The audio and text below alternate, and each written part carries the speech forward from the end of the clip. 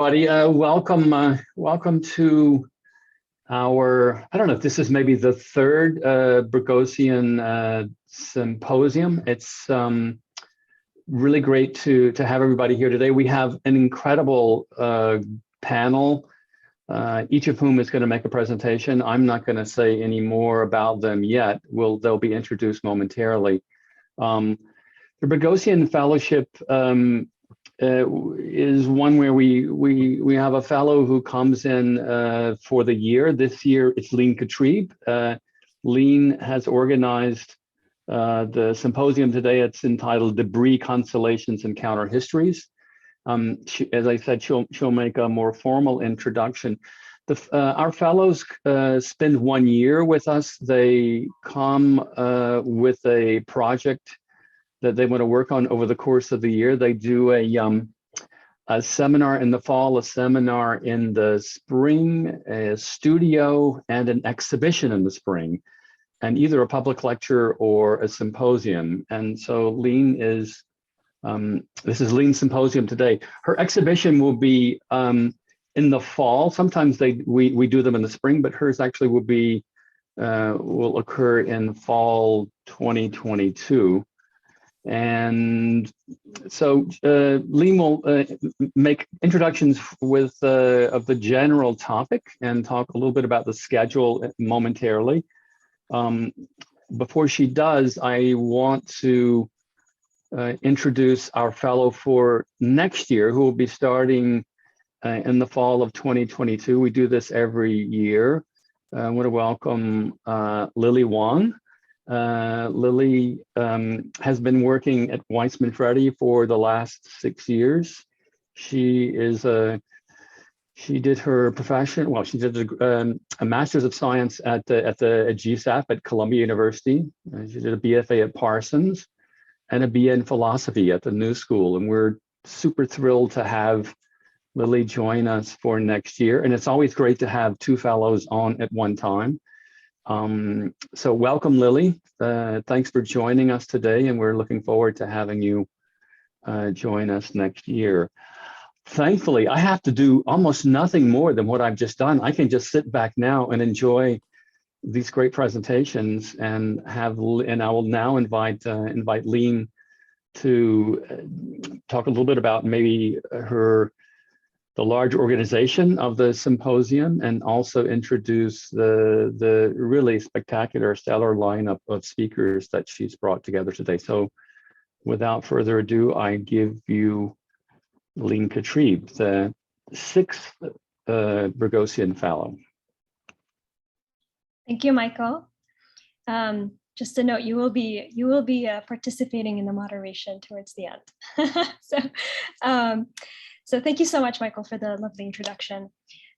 So I would like to start by thanking the panelists and the audience for joining us for the Harry Dur Boghosian Symposium today. So this is a penultimate event of the year-long Boghosian Fellowship, which will conclude with an exhibition opening in the fall, as Michael just mentioned. So I'm very excited about the distinguished group of panelists joining us today.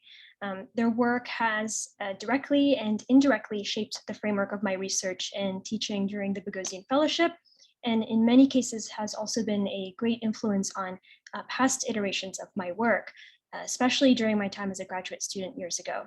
So I'm humbled that they've accepted the invitation to the symposium, and grateful for the time and space they're dedicating to share their work with the Syracuse community today. So before we begin, I'd like to start with some acknowledgements, so please bear with me. I would like to first start by thanking Paula der Boghosian, whose generous donation to the School of Architecture in the name of her late brother Harry has made possible this one-of-a-kind fellowship that allows faculty members early in their careers to establish a body of design research through both curricular and co-curricular agendas, one of which is today's symposium.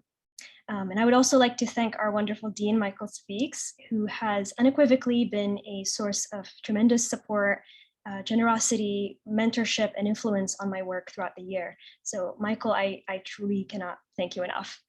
I'd also like to thank the former Boghosian fellows, many of whom I've had the chance to meet in person or virtually over the last year. So I'm really grateful to be connected to them through this fellowship and honored to pass on the torch, so to speak, to our next fellow, Lily Wong, who's here with us today. And I'd also like to thank many of the faculty members at the School of Architecture, the College of Visual and Performing Arts, and the School of Information Studies, who have in different capacities shaped or contributed to my teaching throughout the year. And I'd like to thank Andy Malloy, Daryl Olin, who are both here with us right now, Deborah Witter-Gamba, Julie Sharkey, Nancy Hard, and Stephanie Freeney for all your effort and support in the logistics of making today's symposium happen. And finally, I'd like to give a special thank you to all my students in my fall and spring courses. My students in my current courses are currently tuning in with popcorn in a classroom in Slocum Hall.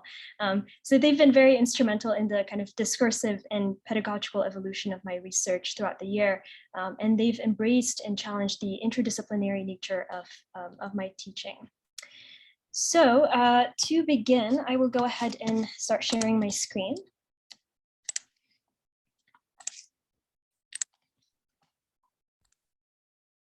So can everyone see the title? Looks good. Okay, great. So to introduce the theme of the symposium, I would like to begin with this image. This is a painting titled New Angel by the Swiss-German artist Paul Klee. In his 1940 essay, Theses on the Philosophy of History, critical theorist Walter Benjamin unpacks this painting, describing an angel of history whose face is turned toward the spectator, so towards us, as he stares at the past, where a pile of debris grows skyward off screen where we stand. So this angel of history would like to make whole and continuous this smashed pile of debris that we cannot see. But he can't do so, for he is caught in a violent storm that propels him into the future to which his back is turned. And this violent and destructive storm is what Benjamin calls progress. So in his essay and in this particular passage, Benjamin offers a powerful challenge to normative history. And there are two aspects of the historiographical framework revealed in this highlighted passage and in the theses essay that are central to the challenge: debris and constellations. Benjamin invites us to view history as an accumulation of discarded debris, a materiality at once overlooked and disregarded. Debris was first used as a term around 1708. As architectural historian David Gisson notes, the term was coincident not only with the rise of European warfare technologies that reduced cities to debris, but also with subsequent efforts to excavate and document what remained. But it also coincided with the rise of colonial expeditions that sought to selectively destroy and restore sites into particular histories. In his 1920 essay, The Modern Cult of Monuments, Its Characters and Its Origins, art historian Alois Riegel establishes a standard for determining the value of those remains when he writes that with materials worth preserving and canonizing, there must be at least a recognizable trace of the original form. He goes on to establish a clear distinction between ruins, which do bear such a trace, and formless debris, which, as he writes, reveal no trace of the original creation. But debris is more than the material formation of destruction in the name of progress, as these two figures define it. Colonial studies scholar and anthropologist Ann Stoller argues for debris less so as a material-driven term and more so as a conceptual and analytic framework. She argues that debris endures as an ongoing process of ruination long after the destructive forces have ceased. Debris persists in, quote, what remains blocking livelihoods and health, the social afterlife of structures, sensibilities, and things, in the gutted infrastructures of segregated cityscapes, and through the social ruination of people's lives. As such, debris here is material and immaterial. It persists in the entanglement of the physical, social, and racial afterlives of progress, and it endures in the overlooked, discarded, tangible, and intangible traces left behind as potential evidence of destruction in the name of progress that Benjamin so brilliantly describes. The other aspect that Benjamin's essay reveals is the notion of history as constellations of past and present, nonlinear, discontinuous, disjointed, interrupted. In his final thesis, he argues for a historiographic method that, quote, stops telling the sequence of events like the beats of a rosary and instead grasps the constellations between past and present. It is through this constellational approach that the discontinuity and the silencing of past injustices can find representation, recognition, and remembrance, not in the historicist linear narratives that render the past as finished and as uninterrupted progress, culminating in the enlightened present. And it is through this constellational approach of assembling, combining, juxtaposing, and superimposing collections of discarded, overlooked, and seemingly disparate fragments of debris to propose a legible, if fleeting, pattern that Benjamin argues for a new way of actualizing history, wherein the past is not finalized, but can be endlessly reconstructed, and each constellation is one possible permutation among infinite potential assemblages. In Negative Dialectics, Theodor Adorno builds on Benjamin's constellational view of history, arguing that, quote, the history locked in the object can only be delivered by a knowledge mindful of the historic positional value of the object in relation to other objects. So it is in the arrangement, grouping, and positioning of the debris of history as traces of past destructions and injustices that we can unlock this overlooked materiality to address the multiplicity of historical forces and to acknowledge that history is not a fixed or authentic construction, but is premised on the suppression of discarded debris, which can be deconstructed and reconstructed in constellations that reveal as much about counter-histories as they do about the motivations behind them. As such, a constellational approach to history's debris arguably produces multiple unforeseen interpretations of that history. So the Boghosian Symposium at Syracuse invites a cross-disciplinary group of scholars whose work grapples with overlooked historical detritus through a constellational mode of representing and thereby actualizing history in the present. Invited scholars and practices in art, architecture, anthropology, preservation, conservation have led research, constructed archives, or launched investigations that deconstruct official histories and historical narratives and reconstruct counter-histories by salvaging, archiving, assembling, adjoining, clustering, superimposing, or juxtaposing typically insignificant or overlooked detritus to retell one possible permutation of history among infinite potential assemblages and meanings. So the symposium is structured around a series of short presentations that aim to provoke, concluding with an informal discussion that Dean Speaks and I will co-moderate, including questions from the audience, which you can put into the Q&A panel at the bottom of the screen. So without further ado, it's my great pleasure and honor to introduce today's panelists.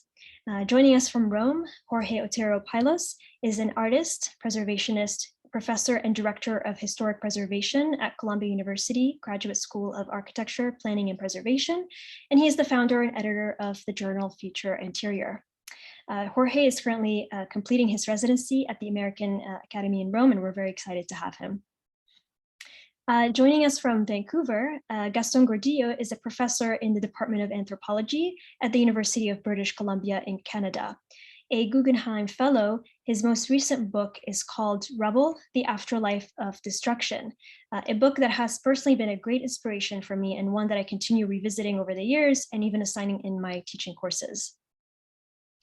Joining us from New York and from Vienna, Salvage Art Institute was founded by Elka Krajewska, who will be co-presenting with Matthew Wagstaffe.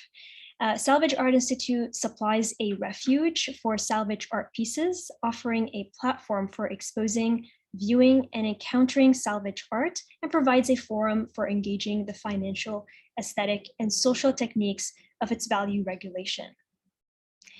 Joining us from Princeton, Sylvia Lavin is a critic, curator, historian, and theorist. She's a professor of architecture at Princeton University and was previously the chairperson and director of critical studies, master's and PhD programs in the Department of Architecture and Urban Design at UCLA. Her work explores the limits of architecture across a wide spectrum of historical periods. And finally, joining us from Cambridge, Azra Akšamija is an artist, architectural historian, and an associate professor in the MIT Department of Architecture, where she directs the Art, Culture, and Technology program, as well as the Future Heritage Lab. Akšamija's artistic practice and academic research explore how social life is affected by cultural bias and by cultural destruction within the context of conflict, migration, and forced displacement. So with that, I will stop sharing my screen here, and I will give it to Jorge to begin his presentation. Thank you all so much. Could I, just before Jorge begins, could I also just inform people that they may engage their closed caption on the bottom right hand of the screen. If you would like closed captioning, if you need closed captioning, you can do so.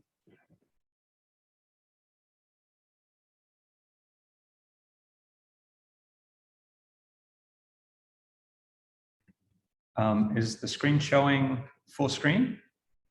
Yes. Yeah. Yes. All right. Well, thank you for the introduction. I am really excited to be here with all of you and to share some thoughts and hear from everybody else. I'm going to tell you a little bit about a body of work called The Ethics of Dust, which I used to call a series, but I'm going to start calling a constellation. And that I'm going to tell you a little bit of how it helped me think through this problem of bringing pieces of debris together.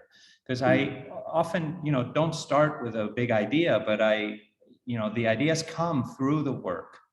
And I start with this image of just, pollution coming out of architecture in the form of houses or in the form of factories. You can see the houses are very close to the factories over here. They're all producing smoke. Here's an image of Chicago in the early 20th century, and you can see the effect of that pollution on the environment around it. And this was really important for me because, a very simple thing came to mind when looking at this is that you couldn't have any of this architecture without making the pollution in it, because you have to heat it, you have to produce it. So in other words, that smoke, that dust coming out of each of these buildings can't be really considered not to be architecture if it is the condition of possibility for architecture to exist. So part of my interest was, how do we account for this dust? And of course, this dust, it's hard to imagine, but it was really pervasive in American cities and cities all over the world. Today our sky is pretty clear, but here's an image of Pittsburgh, the so-called Smoky City, the place where all of the steel, or a lot of the steel for US construction, was created. Look at this, the sky. It was basically completely eclipsed in the middle of the day.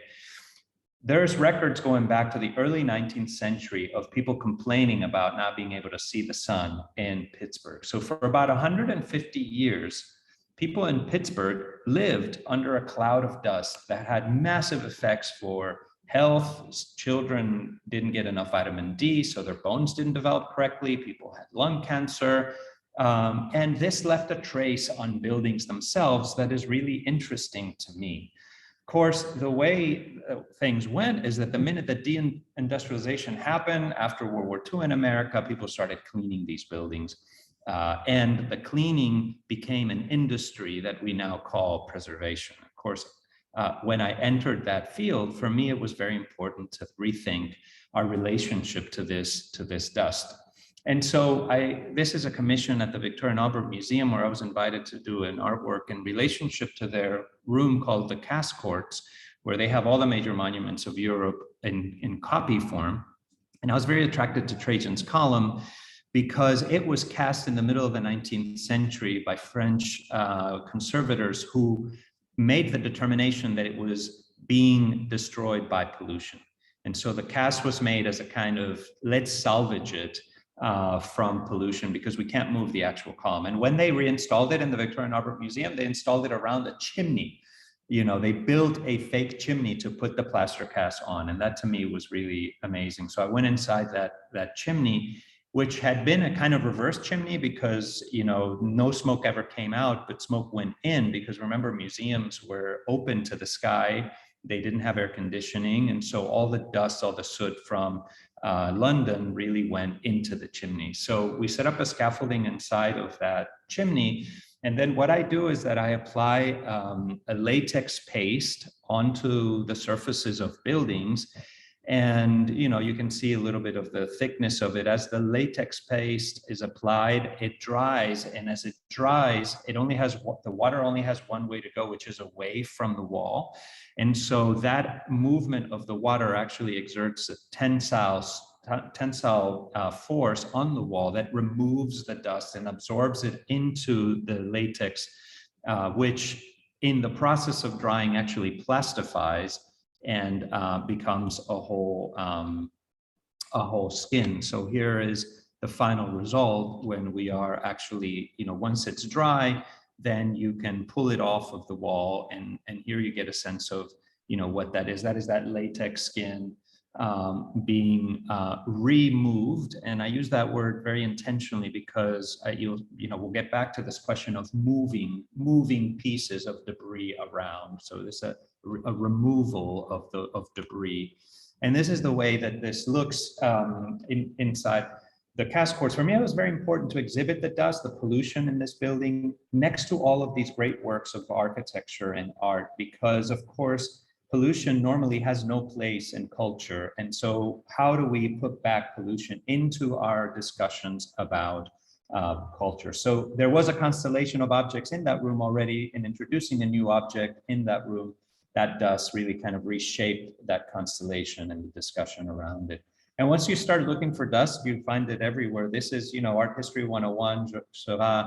You know, they're in the Seine, they're in Paris. Across the river is Asnières, which was the industrial hub of the city of Paris. And there's, of course, the chimneys in the background, and one is smoking. I turned to this painting doing research for a commission for Louis the Louis Vuitton Museum, because as it turns out, one of those chimneys was Louis Vuitton's factory.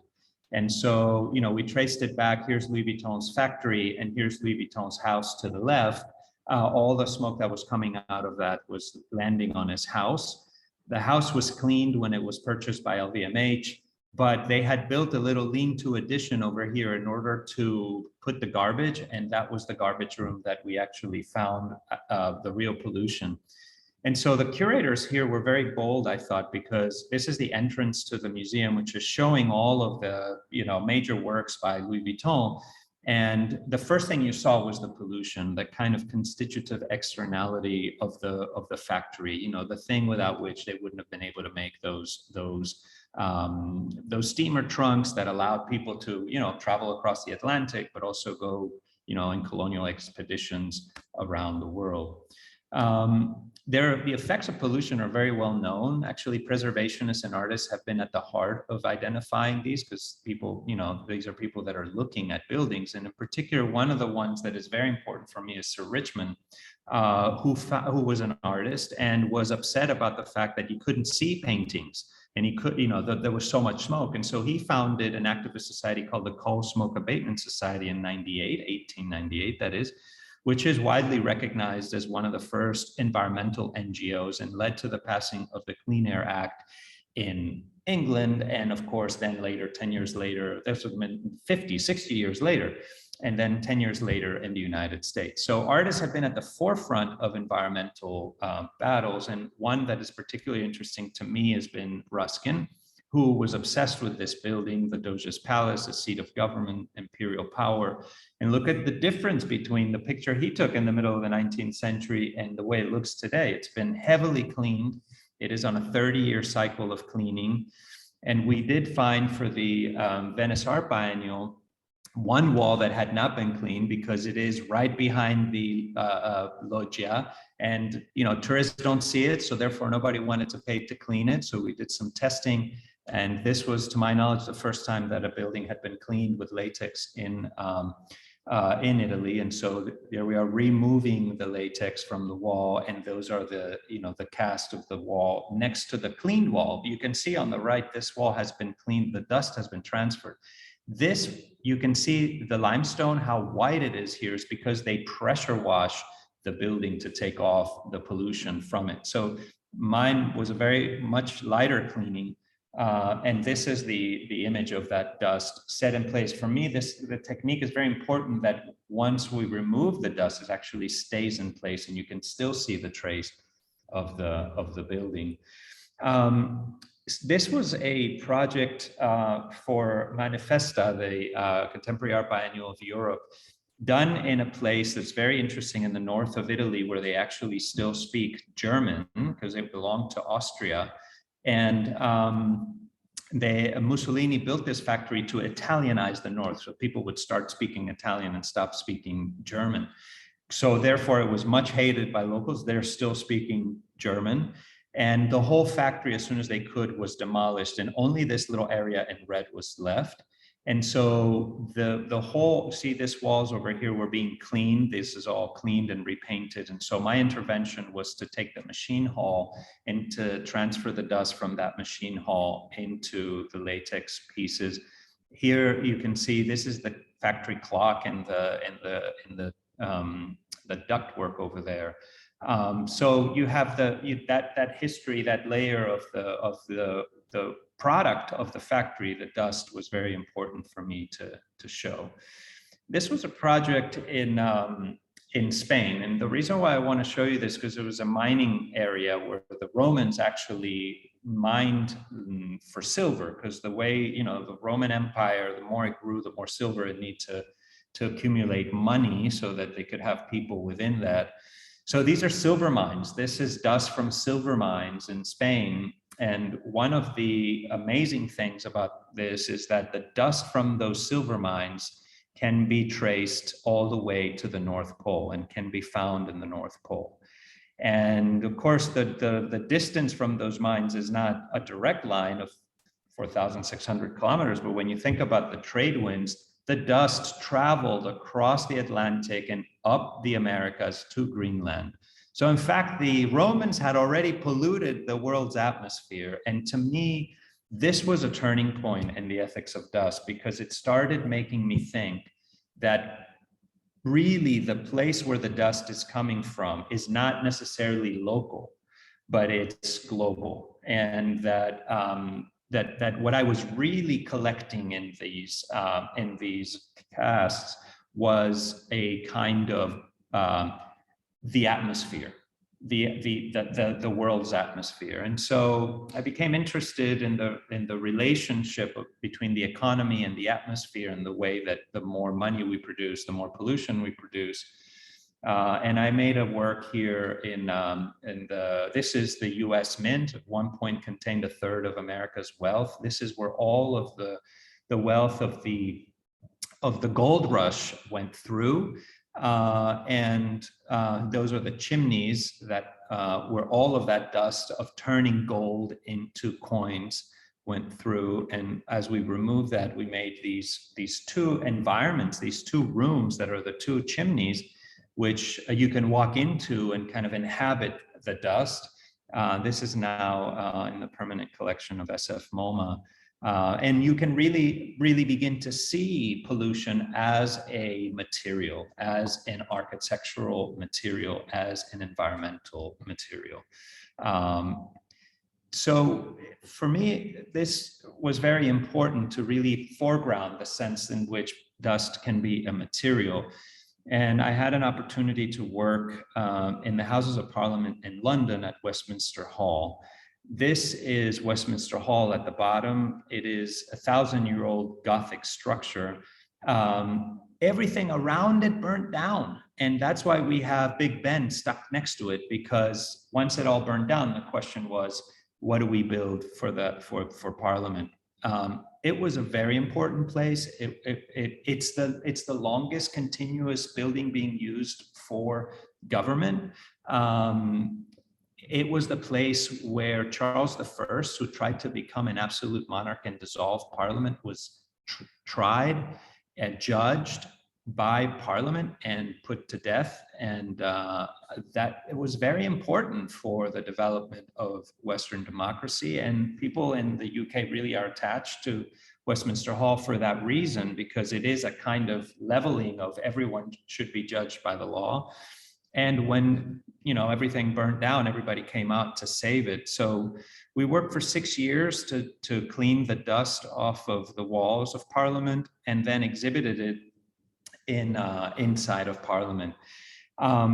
It was by sheer coincidence that the date that we were assigned in June 2016, because it was supposed to be a quiet summer, coincided with the Brexit vote. And so when nobody thought anything was going to come of it, you know, all of a sudden we woke up the morning of the opening and the news came that it was, you know, that the British had decided to leave the European Union. And this was a kind of cataclysmic moment for a lot of people. And just across, I want to point you to this little table over here. That was a memorial to Parliamentarian Joe Cox, a woman that had defended staying in the Union and was stabbed to death outside of her home. Very tense political moment in the UK. And so there was a lot of attention to this piece, because this is where the journalists tried to pin down the politicians to ask them what was going on. And so a number of museums became interested in having the work, and the decision was made after a lot of discussions to actually cut the work up and to distribute it, to distribute the dust to all of the nations of the UK. So Northern Ireland, Wales, Scotland, and England received sections of this work. And so the piece, it now lives as a series of distributed pieces, which made me start thinking about the idea of these removals being removements, and the movement of these pieces of dust being distributions of these monuments. And really made me think that what is being distributed here, yes, of course, it's part of the building, but it's also a piece of the world's atmosphere. And that was, for me, what was most important. And conceptually, it was very difficult for me to kind of understand the relationship between all the casts that I was making, until I landed on this project from Leo Schmidt in Brandenburg to map where the Berlin Wall is. And of course, when we think the Berlin Wall, we all think it's in Berlin, but it's actually not in Berlin at all. This is a piece of it in front of NATO headquarters in Belgium. This is a piece of it in London. This is a piece of it in University of Virginia. There are hundreds of pieces distributed all around the world. These are distributed monuments. And of course, there's many very important architecture, you know, monuments that are distributed around the world. The Parthenon is all over the place. There's all sorts of buildings like that. So in fact, like once, you know, the idea that architecture is all in one place, that architecture is on the lot line, it's actually not true. You know, the architecture actually is in flow and is in movement. And so it allowed me to start to think of the atmosphere as a kind of architectural project, as an artistic project, as a cultural project, and to start thinking of the way in which these casts could be distributed and kind of sectioned after these exhibitions. And then more recently here in Rome, I've been thinking about, to Lean's point about the constellation that they produce and how to visualize that, have a different perspective on what the atmosphere really is. And so I started to work on this idea of the distributed monuments and started to experiment with different ways to put these different dusts from around the world back together again into some kind of visual. And so this is the piece that this hasn't opened yet. This will open next Wednesday here in Rome. This is the piece that I've been working on here at the Academy, in which I take this idea of almost like a 19th century quadratura, you know, of putting all the, you know, paintings together, and reassembling the fragments of dust. And of course, I also cast some buildings in Rome that already have ancient fragments in them to kind of collapse and create this constellation between, you know, ancient world and modern world, and so that one can begin to visualize them all together. And so that's where I am now, you know, this kind of transition between the ethics of dust and this distributed monuments idea. And I was very drawn to the notion of constellation. And so I appreciate that concept. Thank you for that. And I'll stop right there. Thank you. Thank you so much, Jorge, for a really wonderful presentation. So up next, we have Gastón Gordillo. Do you want to start sharing your screen? Thank you.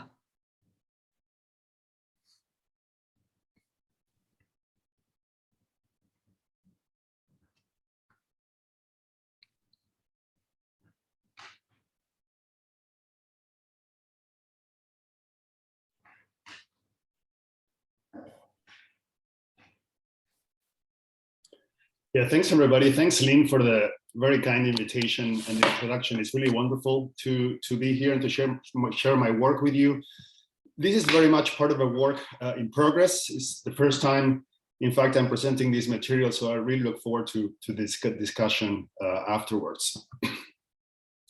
In 2021, the city of Vancouver on the Pacific coast of Canada, where I live with my family, was battered by 3 successive and highly destructive atmospheric events.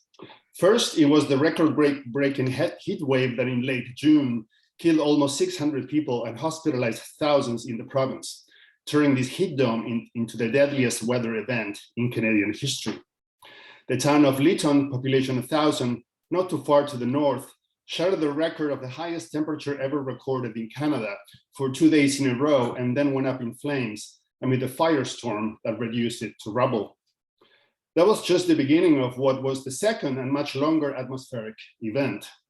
Multiple forest fires that in the following weeks and months ravaged the mountainous interior of the Canadian West, forcing thousands of evacuations and reducing countless structures to rubble.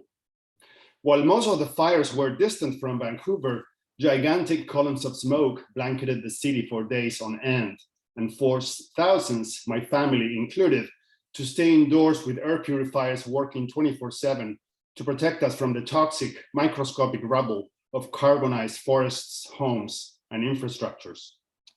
While the arrival of the fall, while the arrival in the fall of the rainfall of the Pacific Northwest brought a much-needed reprieve, this didn't last long. In mid-November, the atmospheric wetness was such that it generated the most devastating floods in the history of British Columbia. An atmospheric river flowing from the tropical areas of the Pacific encountered the mountains of the coastline and dropped over 2 days on a terrain marked by steep gradients, a volume of water that scientists estimate is similar to the one carried by the Amazon River. The flooding and the landslide had a catastrophic impact. This liquefied terrain forced the evacuation of several towns east of Vancouver and destroyed or severely damaged thousands of homes and the infrastructures of roads, railways, and pipelines built across the Rocky Mountains. Vancouver was in fact cut off by land from the rest of Canada, and the regional supply chains were severely disrupted. The usually unrelenting current of trucks, trains, and oil moving through this zone of North America came to a halt. The media obsessively documented images of rubble, collapsed bridges, washed off roads, damaged pipelines, sunken vehicles. The interruption of the flow of oil from the Alberta tar sands to the port of Vancouver through the TMX pipeline, which is currently being expanded to triple the flow of oil, added further disruption. The provincial government decreed the rationing of gasoline, and lines of cars clogged around gas stations. The destructive effects of global warming on the materiality, texture, and flows of terrain have forced the seemingly unstoppable capitalist acceleration to slow down amid vast fields of debris. Yet what made this deceleration affecting Western Canada in late 2021 particularly extraordinary is that it was simultaneous to a very different type of deceleration.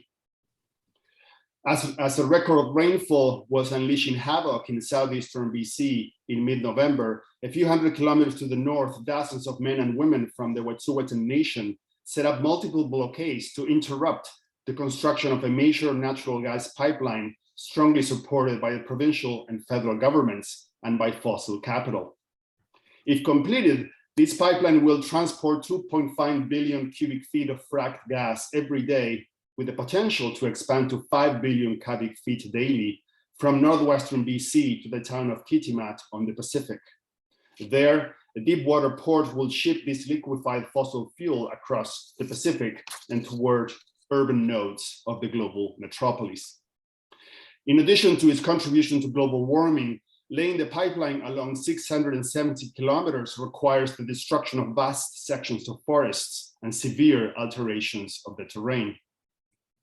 This is why the hereditary chiefs of the Wet'suwet'en nation firmly oppose the pipeline as a destructive force threatening their territory, and in 2010 set up the first blockade, challenging the elected Wet'suwet'en leaders who have consented to the project because of the jobs it will bring. As Molly Wickman, a spokesperson of one of the blockades, put it, explaining the reasons for the blockade, this project is going to destroy everything that is important to us, and we're going to stand up and do absolutely everything in our power to defend it. She was articulating what is a common sensibility among indigenous and campesino and environmental activists worldwide. And I first learned from my interlocutors fighting deforestation by agribusiness in the Gran Chaco region of northern Argentina. This is a political attunement to the forces that generate ruination. When in mid-November 2021, construction crews from the company Coastal GasLink were about to build a pipeline under the sacred headwaters of the Morin River, Wet'suwet'en land defenders and their allies moved in and set up several blockades. Wet'suwet'en chiefs had decided to physically enforce an eviction notice they had issued in 2020 and force Coastal GasLink out of their unceded territory. Wet'suwet'en chief Datsil personally mobilized a dozen diggers, bulldozers, and rock trucks over several days by removing and confiscating their batteries, while declaring to the media that he didn't recognize the sovereignty of the Canadian state over their unceded Wet'suwet'en territory. The blockades guarded by land defenders cut off 2 camps housing 500 workers involved in the construction of the pipeline. They confiscated diggers from Coastal GasLink and used them to destroy sections of the road. The assemblage of machinery, movement, labor, and energy mobilized by fossil capitalism to build the pipeline came to a halt. The indigenous blockades were, in a materialist sense, a machinery of insurgent deceleration.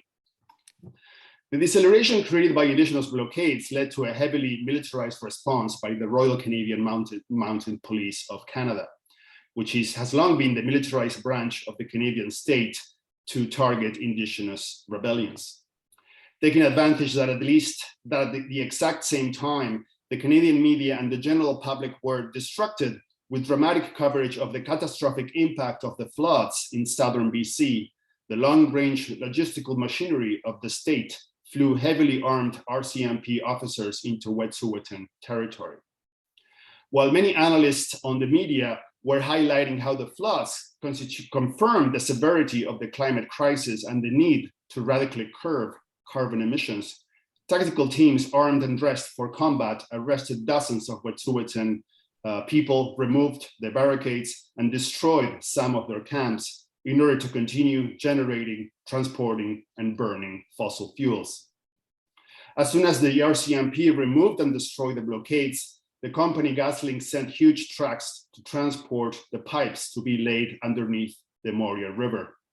The company, in short, immediately took advantage of the removal of the land defenders to accelerate and make sure that fossil fuels continue being extracted, despite the evidence that these fuels are taking us towards a climate apocalypse.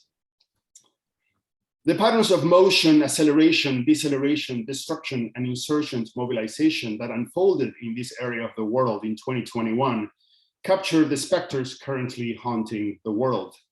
The specter of a future in which human sociality has been reduced to rubble amid uncontrollable heat waves, fires, and droughts created by what Benjamin Noyes calls the malign velocities of capitalist acceleration, or alternatively, the specters of multitudes rising up to interrupt and slow down the unrelenting march of those whose goal is endless wealth accumulation and never-ending growth on a finite planet that is already on the verge of collapse. But the Wet'suwet'en blockades are a distinctly indigenous rebellion, particularly attuned to the cultural and material texture of a terrain of forested mountains and rivers claimed as indigenous territory.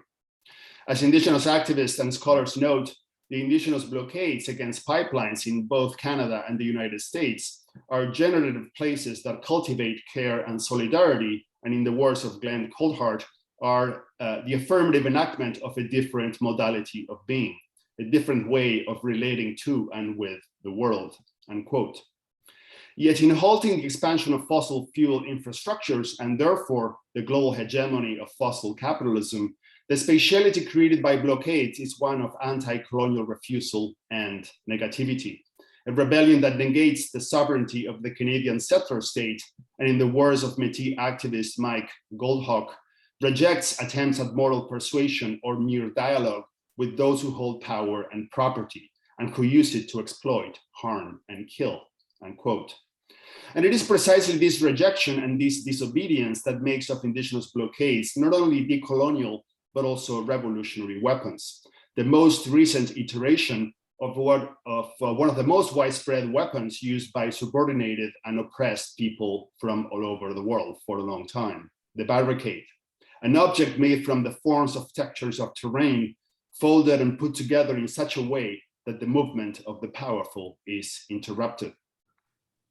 The most clear expression of how the blockades in Wet'suwet'en territory could become a machine of insurgent deceleration had in fact become apparent almost 2 years earlier, showing that the conflict of late 2021 was the latest iteration of a long war of attrition in the Wet'suwet'en struggle against fossil fuel infrastructures.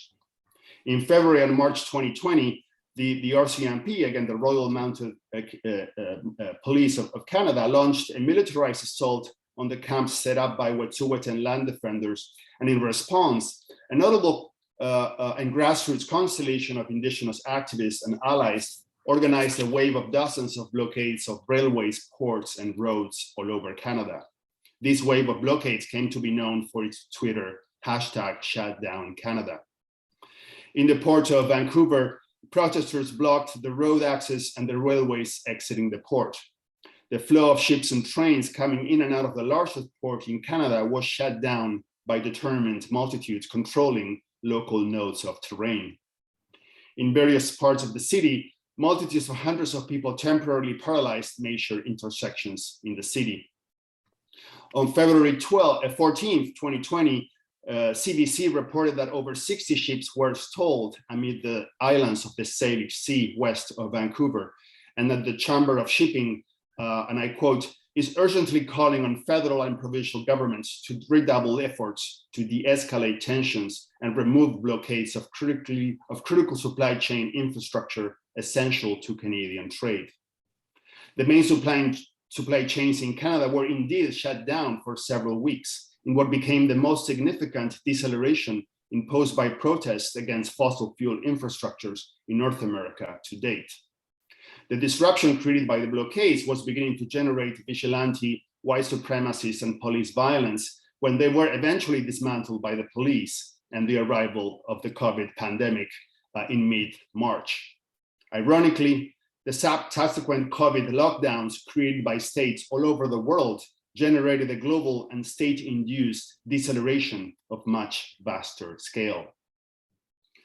As is well known, the great deceleration created by the lockdowns and the dramatic reduction in air travel, at least for several months in 2020, notably decreased carbon emissions and proved that a rapid and generalized deceleration is indeed feasible when it is implemented by multiple governments with the capacity to mobilize enormous resources in the name of the common good. But we also know that this deceleration did not last long and was never intended to be replicated to curb the expansion of fossil capital.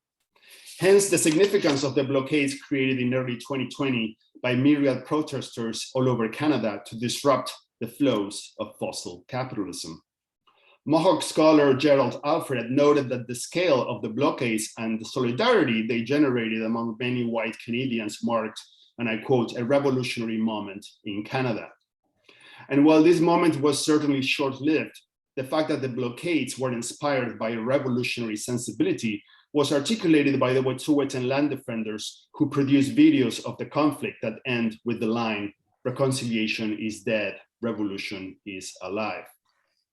This is a call to negate the official rhetoric of reconciliation with Indigenous people that has been advocated by the Canadian government, and affirm instead the word that most clearly embodies the call for radical change all over the world: revolution.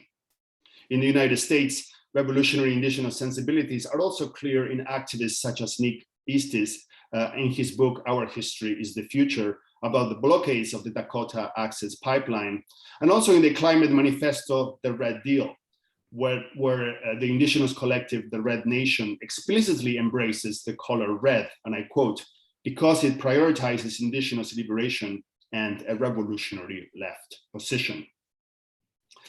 In Wet'suwet'en territory, the sheer power of the state and fossil capital to mobilize repressive violence has temporarily contained these unarmed rebellions. But grassroots rebellions against fossil capitalism are not restricted to Indigenous people and are in fact widespread in this part of Canada.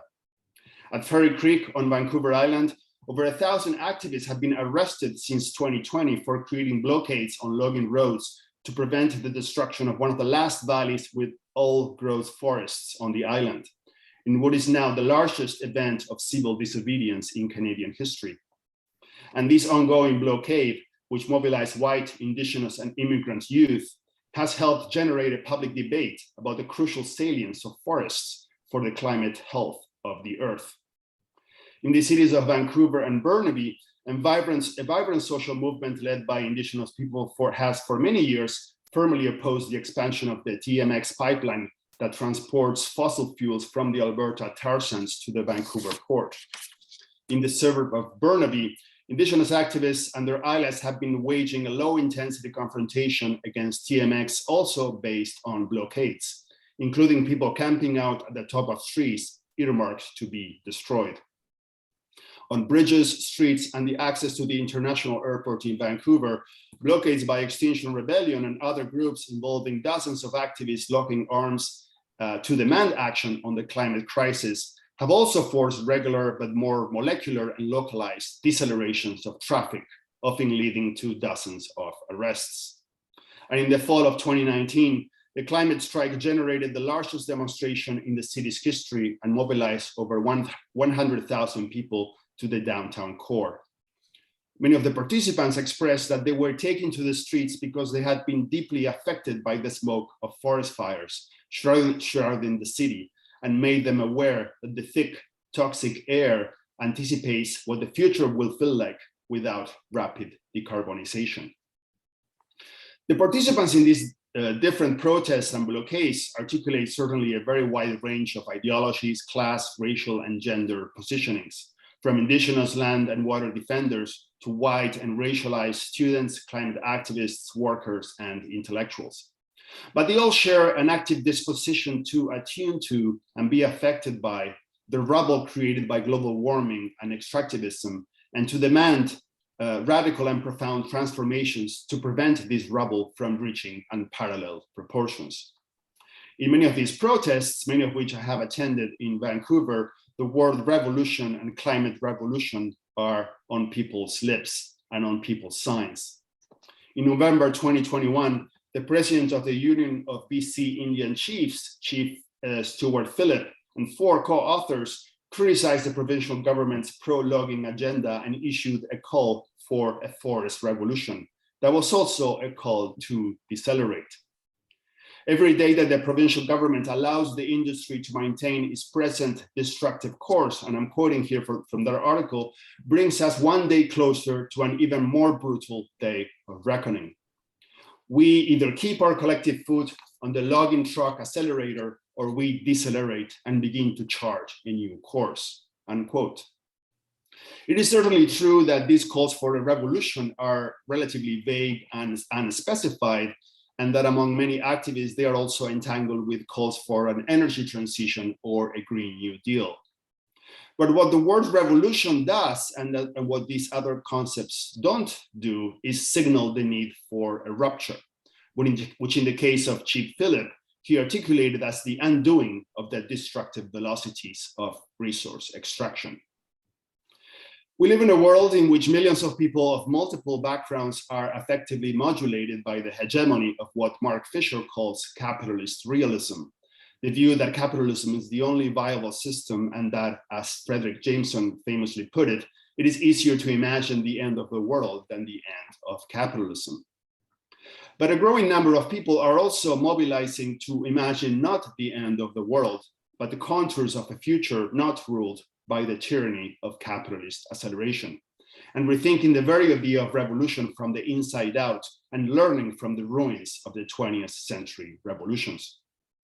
And the microphysics of the blockades organized in many areas of North America reveal that while a revolutionary transformation will certainly involve much more than blockades, it will have as a crucial component a particular organization of motion.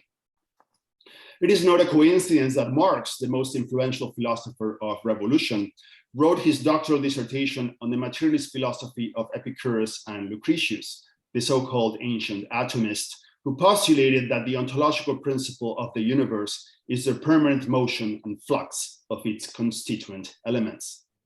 Molded by his European socialization, Marx will later view the acceleration of motion mobilized by capitalism across the planet as a destructive but also progressive force that will give rise to the revolutionary acceleration of world communism. Hence his view of revolutions as the locomotives of history. But his model of revolution was ideologically entangled with the bourgeois and modernist celebration of speed. And for this reason, with the great acceleration that generated the climate crisis. Used first by environmental historians, the term the Great Acceleration aptly names the dramatic intensification of capitalist growth, high-speed planetary connectivity, and planetary urbanization and mobility that has profoundly transformed the world in the past few decades. Since the early 1990s, the velocity in which matter, energy, information, and people are transported across vast distances expanded exponentially and burned so much fossil fuel that it generated half of the carbon dioxide currently in the atmosphere and saturated much of the planet with ruins. This is the acceleration of a train speeding towards the abyss. In a visionary essay written in 1940, Walter Benjamin wrote that in the face of the debris created by capitalism, we should perhaps rethink the idea of revolution, contra Marx, as a radical deceleration based on humanity pulling the emergency brake from the runaway train of progress. Given the that fascist sentiments are on the rise worldwide and the liberal governments like the Canadian government continue aggressively expanding fossil fuel extraction after passing climate emergency declarations, a revolutionary deceleration is certainly not on the near horizon. And as Mauricio Lazzarato notes, to talk of revolution in the current conjuncture may therefore seem, and I quote, pretentious or fantastical. But he also notes that the urgency of the present requires that we think of the revolutionary rupture, and I will add, of the great deceleration as a hypothesis. This hypothesis is certainly speculative, but also based on a realist assessment of the evidence that shows that current trajectories of acceleration will make the planet burn. And the radical sensibilities brewing in Canada and other parts of the world show that many people are radicalized by the ruination created by extractivism and by global warming, and that the revolutionary sensibilities of the future will be forged in attunement, among other things, with the growing presence of rubble in the world. My original idea was to also talk a little bit about my experience with activists in Argentina. I don't have time for that now, but this is my final slide, which kind of captures this idea of a dialectic between ruination and revolution. These are indigenous activists, women who marched to Buenos Aires, and their slogan was, and this is in Spanish, obviously, sembraron terricidio, cosecharon rebelión, which can be translated as, they planted terroricide or the destruction of the earth and their harvesting rebellion. Thank you so much. Thank you so much, Gastón, for a really provocative paper. And we can also get into the connection with Argentina during the Q&A if possible. So up next, I'd like to welcome Salvage Art Institute, Elka Krajewska, and Matthew Wagstaffe. Thank you. Let me share the screen. Do you all see the slide? Yes. So before I start, let me just make sure that. Before I start, I want to say that the current war in Ukraine has changed the focus of our presentation. I'm connecting to you from Vienna, where I feel very close to what's going on behind the Polish border. Matthew is in New York City.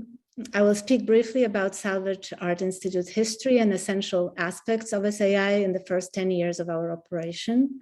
Then Matthew will talk about changes of our focus since 2019, and I will come back to tell you what we're looking at now.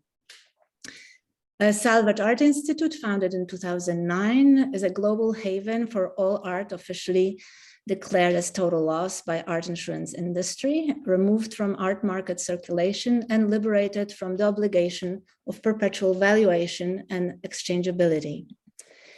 When I heard that art insurance companies store artworks once the object's titles are transferred to them as a result of a total loss claim settlement, I began to imagine this nebulous existence of entities behind not only closed storage doors, but also beyond the reach in terms of all kinds of perception, shielded by bureaucratic procedures, business contracts, and allowances. And I wanted to get access to these objects to be able to figure out how and in what kind of context one might look at them. And because of that looking, what they might become. It was 2009, and it took us 2 years to negotiate this access. This ghostly image stays with me as a reminder of this first impulse and curiosity, and it was included in the documents associated with one of the claims that were made available to the SAI as proof of the total loss claim settlement.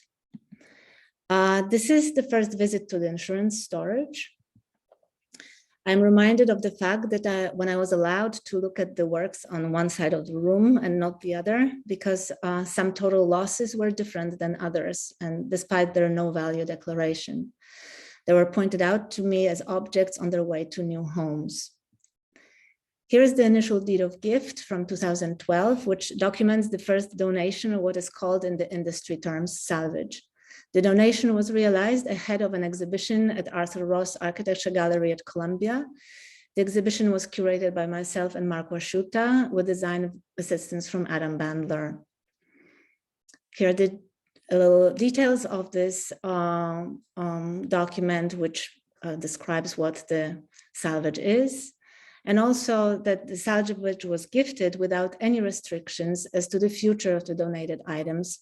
And the phrasing in the document alerted us to the urgent needs of having internal policies of operation. As a team, we conceived of 9 policies of operation, which became our guideline and helped orient the activity and involvement of SAI for the future. The stress on the official declaration of the loss of value was to make it clear that we are not absorbing just any damaged works, but also extended our stewardship over declared losses without the need of physical transfer. These policies are on our website and we'll discuss them later, but I'm just gonna move on because of time. Part of acknowledging the transformation of these objects in our hands and of figuring out how to look at the salvage inventory was conceiving a database strategy and a way of organizing information about each element of the inventory according to revised principles. So each work was first stripped down to a number and only then given its further parameters in a way that the title of the work and the artist's name came last in what became a sort of a code or a credit of the object. This first exhibition introduced the display apparatus, including movable dollies that would present most of the works on an incline, a state kind of between repose and aliveness. And the handles on the dollies served as an encouragement to handle and change the positioning of the objects. So the overall show would change daily depending on the interactions with the audience. The listing of the policies became part of the exhibition structure, as well as the presence of insurance claim settlement documentation that we have received from the insurer. Here are the last-minute redactions of the documents ahead of the exhibition performed by the team from the insurance company, and sample of wall text with the item code and documentation. Each set, aside from the loss statements, email exchanges with the client, include this document, which is called transfer of title, which was one of the crucial documents of the settlement claim. The language of the insurance claim documents was to us as important as the objects, not only the form and facts and the formal language of documentation of loss, but also the informal notes and scribbles and urgencies that were expressed in the exchange emails and attachments. The book we published on demand rearranged elements of the documents into a new narrative. It is the looking together, creating language together around those objects that became my preferred focus for all the exhibiting. We organized panel discussions that include both insurance professionals, appraisers, lawyers, but also poets, anthropologists, philosophers, and journalists. And it is how to be around these objects and what they do to us became important. The exhibition traveled more or less in the same format it was conceived, adjusting to each space with the number of objects and layout of the space. And sometimes, like here at CNAI in Paris, involving salvage from local insurance inventories. This is an exhibition in 2016 in Warsaw, Munich. And by 2018, we garnered a substantial amount of press, which gave us access not only to how the exhibitions were received, but also to the public conceptual framework, which began to operate around SAI and around our inventory. On the positive side, beyond having great broad audience, this exposure alerted us to salvage art items beyond our inventory. Those were subsequently added to our list. However, what was becoming apparent and problematic for us was that particular total losses became the calling card of the show. By fall and winter 2018 and 19, things were changing in the insurance industry as a whole.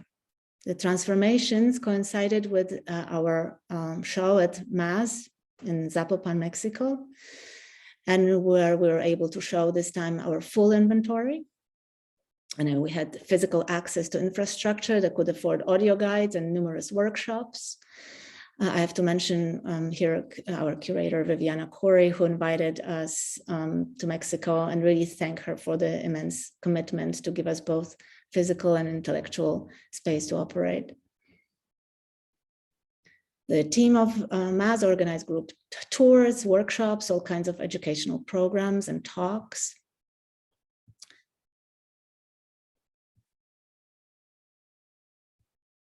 And one of my favorite was this ceramics painting workshop where kids first painted their ceramic vessels and then they crushed them. And looking at those images later, I perceived something new and alive and almost profound. The organizing of the exhibition in Mexico came at a time of major industry shifts. Company mergers obliterated the records of our working together. Mergers and acquisitions led to name and branding changes. The direct communications we relied on with staff and individual representatives of insurers were replaced by communication submission forms. And this new wall of fog created by further consolidations of insurance business and general opacity of high-end transactions. The first time that we really registered they affected us directly was the day before the panel discussion for the opening in Mexico. Exhibition when the insurance representative participation in the panel was called off. And it was really a gutsy act of this particular individual to participate anyway. She took a day off from work to appear at the panel as a private person because she thought what we were doing was important. Which brings us to where we are now. Since 2019, most of our contacts people are either gone or not reachable and do not return our emails. We have not been able to find out if and how the total claim process was affected by COVID. We could not access new inventory. We have not been able to receive any answers from insurance industry on how the policies have been updated or claims settled since the beginning of the war in Ukraine. We assume major art insurance companies are still operating in Russia. We consult the Sonnenfeld list daily and also visit the websites of major players in the insurance business, and their websites continue to display the global maps of operations. Some of them even specialize in fine art aboard a yacht cases. I'll give over to Matthew right now that he'll take from here. So yeah, in many ways, we see the hardening of the insurance industry's communication channels as a risk management strategy enacted in response to the massive amounts of value this industry holds now that it is operating at the scale of the global financial markets. This financial scaling up brought to mind some earlier research we'd done on the market for futures contracts, a financial product that is similarly concerned with monitoring value over time. We had playfully inserted an SAI index onto this exchange since, as per SAI's fourth principle, we seek to maintain the zero value of our inventory. And so, in contrast to the roller coaster of other futures contracts, our entry would always remain at an exact zero.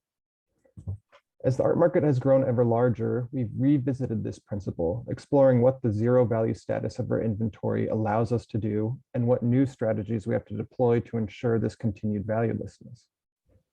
For example, when on May 26, 2020, the New York Stock Exchange reopened its doors for the first time since a COVID-induced hiatus, we took this as an opportunity to explore the potential of zero value. We walked SAI 0015 across the city to the stock exchange's steps, a confrontation that proved revelatory. For, if the stock exchange is the ultimate example of an arena that sees art purely as a financial asset, a focus that leads investors to keep their art, the actual material carrier of such value, safely locked up in crates and air-conditioned Freeport warehouses. In contrast, the zero value status of SAI 0015 means that it is not subject to these same protective measures. We could drag the object across New York, exposing it to the city's inhabitants, to its cracks in the sidewalk, its potholes and curb cuts. And significantly, this exposure drew out properties of SAI 0015 that we would not have discovered otherwise. One new property, something we did not see coming, was that all that sidewalk jostling had shaken from the object a cloud of fine aluminum dust or glitter.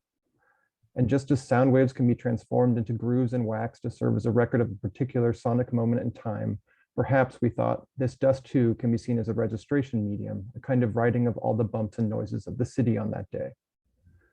More prosaically, glitter, as we all know, sticks to everything and gets everywhere. So now SAI 0015 has the property of a trace material, linking all who touch it together. And since we'd created a cardboard sign inviting people's questions, we also discovered that SAI 0015 served as an object for making connections and starting conversations. And it even provoked fictional depictions rather. You can see here that an artist drew us as we were walking across the city on that day. Now, thinking about all these new properties called to mind the psychologist J.J. Gibson's concept of affordances, which he defines as any possibility for action that is latent in an object and open to an organism. Now, crucially, affordances are only discovered through interaction and are dependent upon whom is interacting with what. For example, by jumping into a lake, a human discovers that it affords a space for swimming, while a water bug interacting with the same objects finds that it provides a surface for walking upon. But again, interaction is key. We had to strap SAI 0015 onto a crate and walk it across the city to discover these new connections, these new properties. Lately, drawing out these affordances, mapping out a constellation of interactions and the properties they reveal has been central to SAI's practice. This new orientation is captured by the recent renaming of our inventory objects from no longer art to the more indeterminate no longer art but. And along with this renaming, in early 2020, we edited SAI's policies to reflect this newfound openness to exploring the inventory's different affordances. And so, for example, you can see in Policy 5 an added declaration to examine the unique transformative capacities of our inventory. Now, to show what this looks like in practice in this current moment, I'll turn it back over to Elka. So other things happened in 2019, and they resulted in SAI inventory being removed from the storage of Columbia University. As we moved the pieces in various locations, we could store the works for free. I began to look at the inventory again, one at a time, and write, which resulted in a manuscript of sort of creative fiction, speculative nonfiction, book based on 12 case studies. It remains unpublished. One of the final chapters retells the trip we took to the stock exchange in the summer of 2020. But the book also brings forth the relationship of the earlier mentioned glitter and gunpowder. The very last chapter is a commissioned essay by science historian Pamela Smith, who looks at the SAI 12 made with gunpowder on paper through the history of gunpowder and associated violence. So I'm going back to this shiny dust and glitter, that trace that Matthew spoke about. And in this context, we come against the current state of the world. First, a certain state of the world, which brings back the title of a 2009 exhibition of works from the Francois Pinault Foundation collection at the Garage Museum in Moscow. It's co-founded by now on the sanction list billionaire Roman Abramovich, where a certain amount of art and glitter was on display, including this familiar-looking hanging heart.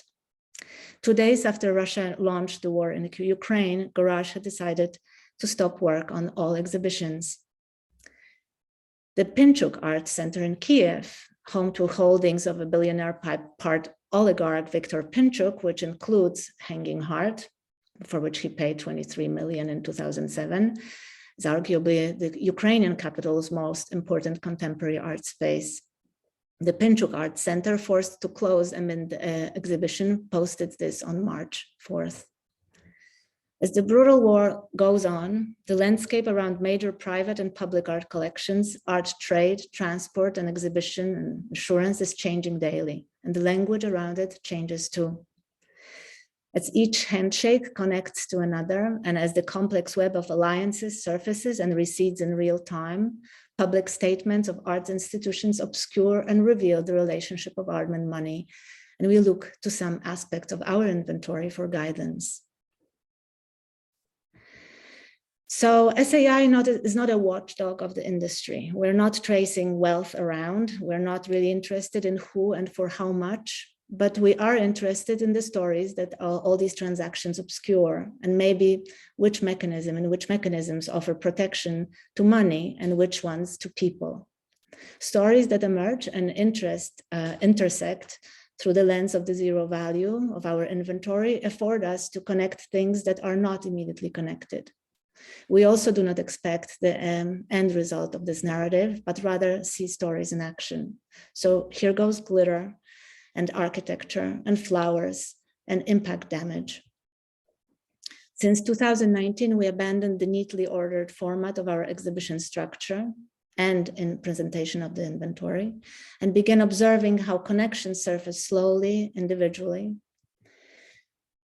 hoping to engage unexpected and unexpected subjects, and perhaps to refocus away from the glitter and the money. Let me see.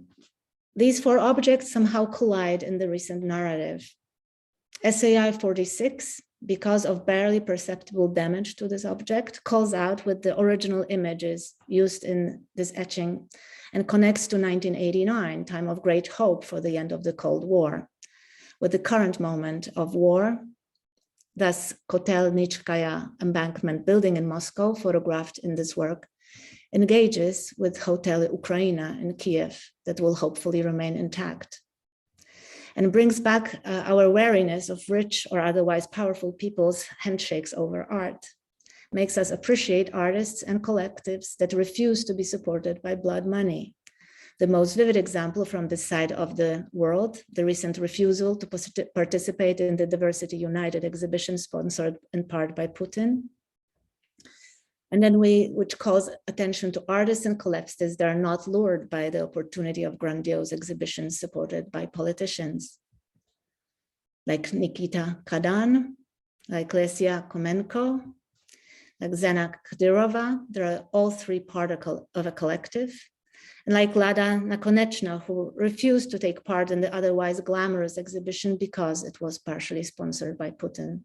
They all currently remain in Ukraine to continue to create among destruction. Through the shifts of perspective objects that we really never noticed in our inventory, like these flowers in the middle, SAI 0029, they suddenly stand out. They start acting out and provoke us to do things we never do, like contacting the artist. Here's our letter to Lydia and Evgeny Baranovs, artists born in Russia, who after our exchange moved to abandon the Cyrillic alphabet used while signing their work. We continue to correspond about resistance happening in Russia. And then once things become activated, they seem to provoke echoes from reality. And we saw suddenly were followed by someone who posts a total loss on their Instagram and through conversation informs us of the whereabouts of the piece. And as we connect with the new owner, who is an art conservator in the US, we find out that he also has an appeal about the current situation in Ukraine on his website. So it all converging for us on here and now.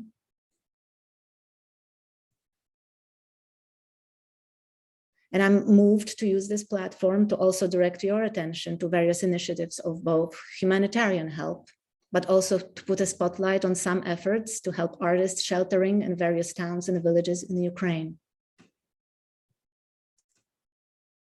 Like this one, the collective Assortimentna Kimnata that the three previous artists I mentioned are part of. Or the Meta Lab, who are building apartments for people that are displaced. So because the changes that we introduce to our policies deal with interaction with environment and the transformative capacities, in the current landscape where those two worlds are so intertwined, we want to highlight the need for drastic change. Stop sharing now. Elka and Matthew, thank you both so much for the important work that you both do. And it's really wonderful to hear about the new direction that Salvage Art Institute is taking since 2019 and taking into account current and very recent events. So I really appreciate it and look forward to kind of unpacking that further during the Q&A. So with that said, we are now going to take a 10-minute break. So it is now 3:25. So we will be back at 3:35 with Sylvia Lavin and Azra Akšamija. Thank you all so much. Thank you.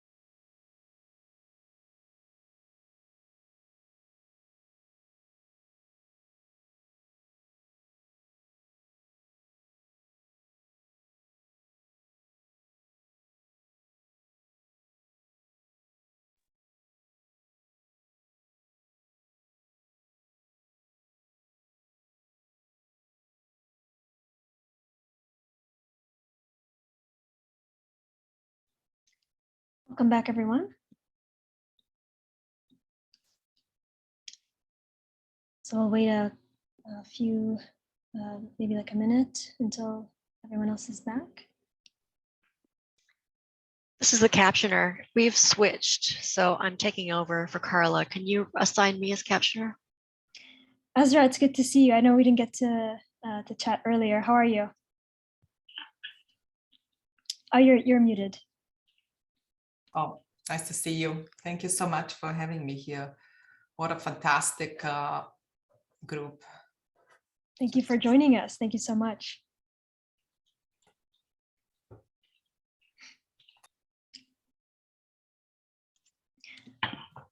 Andy or Daryl, can you assign the captioner, please?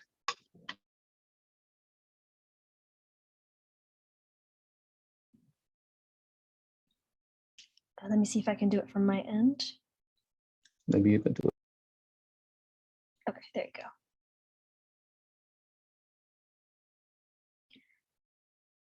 go. Okay, so I think we can get started.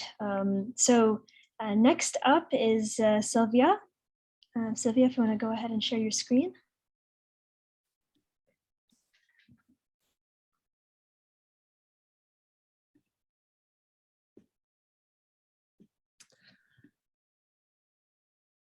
So just so that you know, when the optimized video that I was told to use doesn't work. So if we have to skip that, that's fine. So can everybody see the screen? Yes. Yes. Okay, great. So thank you, Lean and Michael. I'm really happy to be here and to learn so much from these amazing, really profound presentations that we have had so far today. I must admit, I'm incredibly grateful for a short break because the last couple are hard acts to follow precisely because of the provocatively direct relationship that they produce to their subject matter. So my own relationship to some of these issues through my work maybe unfolds in a slightly less direct way. I assume I was invited to speak here because of an exhibition I did that featured an exhibition that took various iterations that featured on collecting architectural debris.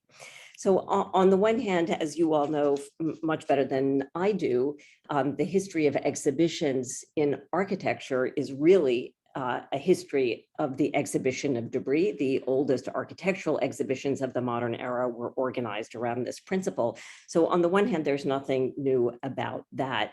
I became interested, however, in the idea of looking at what we used to call postmodern buildings as debris for various reasons. One of them, the most important, was that when constructed in the critical literature, they were really received as images. And it's hard to think about images as producing debris, but apparently after 50 years, even images do start shedding objects. So I went on something of a scavenger hunt to try to look at these kinds of objects. And two things that I just want to point out in advance is that on the one hand, the objects in particular were already self-consciously historicizing. This is one of the key sort of tropes of the postmodern, but they were also self-consciously interested in debris in certain ways. So I became interested in the kind of dynamic, if you will, between a mode of and topics of scholarly inquiry and their simultaneous emergence in the historical record. So modern buildings do tend to start requiring repair after about 50 years. So their lifespan is much shorter than they used to be. So many buildings built under the so-called postmodern banner are beginning to shed. On the one hand, it's interesting to note that those that shed things that look like images produce objects that end up in collections of institutions like the Museum of Modern Art, but others are having a little bit more trouble finding homes. So this is a house by Peter Eisenman, well known for various reasons. It's almost sort of coming apart at the seams, so to speak, and I was able to extract its stair. The exhibition that you see here, this material eventually found its way into the Canadian Centre for Architecture, one of the principal storehouses of the history of architecture itself, that moved into a building and during a heritage building. And during this move-in process, of course, as is characteristic of a kind of postmodern institution, it was meticulous about documenting its own preservation process, the production of architectural debris, and its transformation into images that could be collected. The same period that we think of as related to the pop architecture of the Venturis and so forth was also a period in which garbage and debris became an overt topic of architectural conversation and a material of architectural construction. So this is the work of Mike Reynolds, who was interested in the idea of garbage architecture, and made a kind of building block out of these kinds of cans that you see here in a slightly strange form at the museum. I want to focus on one element of one fragment in particular, however, and that is the pieces of wood that you see here displayed in front of you. This wood that you see there comes from Sea Ranch, one of the projects that is often described as sort of foundational to one dimension of architectural postmodernism, one that was interested in returning not only to history, but to a kind of vernacular architecture, a vernacular of American farm and agricultural work and so forth. This was a project that was very important for a whole series of reasons, one of which is its scale. And I don't mean just that it still occupies 10 miles of coastline of the west coast of Northern California, which is pretty big, but actually because it triggered legislation that transformed the access to water along the entire coast of the United States, from Vancouver down to the border with Mexico. So this was a project that had an enormous environmental footprint, if you will, and is also a project that is highly celebrated for having invented the idea that architecture can be environmentally responsible through this, through a kind of ecological attention. The vocabulary used at the time was a model of how to live lightly on the land. So I was interested in this project for all of these reasons, and I went off to visit. And of course, any project that is presenting sort of for the first time an ecological concern is likely to be built out of wood. So I was paying a lot of attention to wood as I was going around, and was very struck by this particular image. Obviously, one of the stobs had been replaced. I became curious about the different pattern of wood, that the older stobs have these concentric rings, which is to say they're part of a tree that grew. You could count how old the tree was before it was killed to make the stob, whereas this other tree clearly has a different kind of life cycle. So, but I was also curious if they were being pulled out and replaced, where were these stobs going? And it turns out that where they were going was the garbage dump of Sea Ranch itself. So I was really curious about a project that was built at the same year as Rachel Carson's Silent Spring was produced. In other words, there was a culture beginning to emerge of self-conscious attention to how materials move around the world. And this was also becoming part of a national campaign the same year that gets underway that's called Make America Beautiful. The resonances with MAGA are almost too much to bear, but let me just show you one of their advertisements. It happens in the best of places, in the best of families. Daddy, you forgot. Every litter bit hurts. Right, Susan Spotless. Every litter bit, thoughtlessly dropped, blemishes a bit of America. Our highways, our streets, our picnic spots. Keeping America beautiful is a family affair. Keep your highways handsome. Carry a litter bag in the car and use it. Keep your streets neat by using a litter basket. Keep your parks pretty. Put that litter in its place. Remember, be on guard against unconscious littering.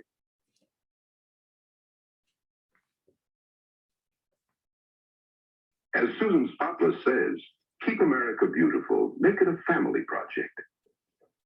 Please, please, don't be a litter, but cause every litter bit hurts.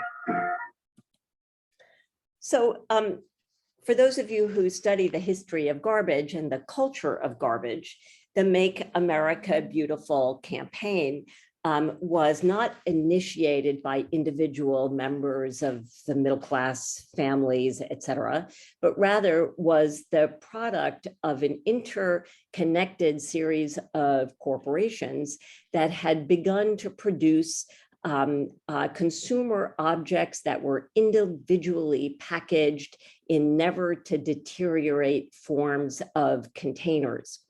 And those kinds of shrink wrapped cans, et cetera, were being discovered all over the landscape, and not only being discovered as objects in the landscape, but were obviously part of massive industrial toxic producing productions of exactly the kind that Rachel Carson was pointing attention to. So Make America Beautiful was really a strategy designed by corporate America to offset and displace attention from their own very large scale toxic contributions to the environment to individual responsibility and individual cleanup efforts. So, Sea Ranch was, amongst other things, a very large corporation, and it too had rules about how to manage garbage and trash. And we see in the covenants surrounding the development and the use of Sea Ranch, the mechanisms for offsetting responsibility from the corporate owner to individuals, where they're supposed to keep their trash, that the trash is supposed to be kept hidden, and it's supposed to be kept hidden specifically by the use of wooden forms of camouflage.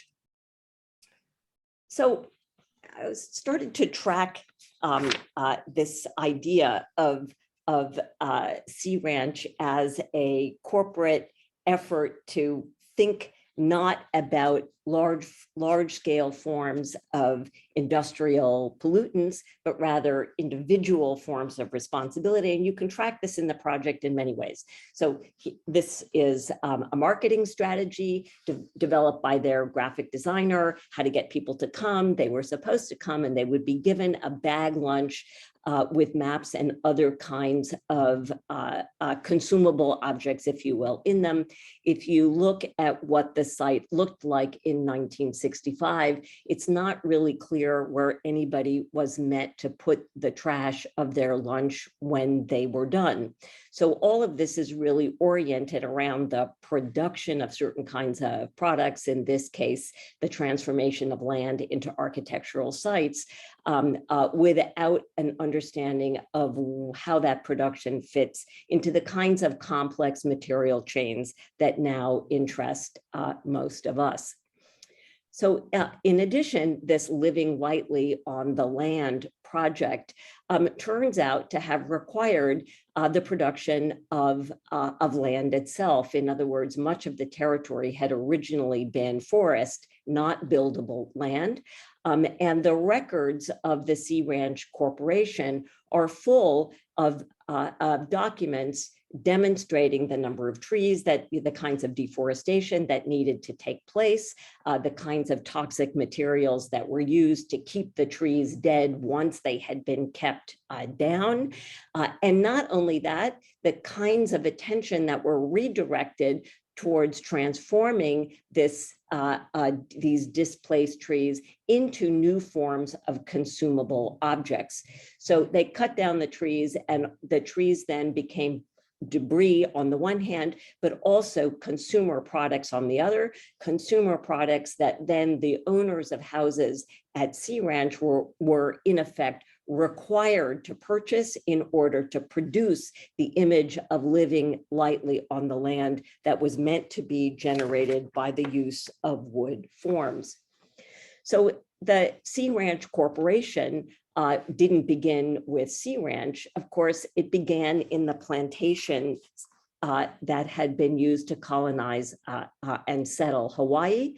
The origins of the financing of all of this is with the Dole pineapple company that had, by the 1950s, had consolidated a huge amount of land and wealth, and of course was now producing advertisements and packaging and so forth of exactly the kind that the Make America Beautiful campaign was meant to dispel. So, you know, the connection between Sea Ranch that is still heroicized in architectural history as a model of ecological responsibility, it really begins to shift when you start seeing sugar that was made out of the cane that was grown in Hawaii, that is part of this large complex system, being transformed into a model here of Sea Ranch itself being built literally out of sugar cubes. So I'm interested in the collision of two different sets of images of Sea Ranch. On the left, Sea Ranch as really part of the corporate culture of the 1960s, in which circulations of consumer objects move through the image culture of advertising, capitalism, and so forth, and how that remains quite distant from the image of California as a place where the wealthy can have second homes. It just doesn't seem to me that I can understand how there's anything about a second home that we could consider light. I'll end with just two additional images. I don't think it was inevitable that Halprin, who was the landscape architect of this project, that his own house at Sea Ranch would end up listed for sale in Forbes magazine, of all places, with a fake galaxy backdrop behind it. I don't think it was inevitable, but it was perhaps tilted in that direction by this alternate counter history of Sea Ranch. And when we pull objects out of the trash heap, maybe we can think about them in other ways. And I'll just end by saying that many of the objects in that exhibition have not been recycled as art into the vaults of collecting institutions, but in fact are still sitting in garages and basements and in the form of trash. So thank you very much. And I will try to figure out how to stop share now. Thank you so much, Sylvia. Yes, architecture itself actually was a great source of inspiration for the work I've been doing this year as part of the Boghosian Fellowships. I'm very happy that you were able to unpack a particular aspect through Sea Ranch. So we are now gonna move to our final panelist, Azra Akšamija. If you would like to go ahead and share your screen. Thank you, Azra.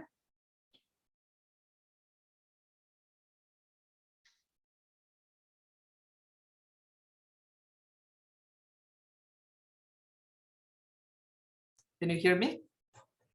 Yes. And you see the full screen, right? Yes. Okay. Thank you so much for having me. It's such an honor to be part of this amazing group of people, and I'm just so inspired and invigorated by what I've seen today. So I will be presenting two projects that I think would connect to many of the discussions and presentations we had today. Just a brief introduction to the Future Heritage Lab and the work that you will be seeing today. It is a kind of interdisciplinary group of artists, designers, scholars working on cultural responses to conflict and crisis.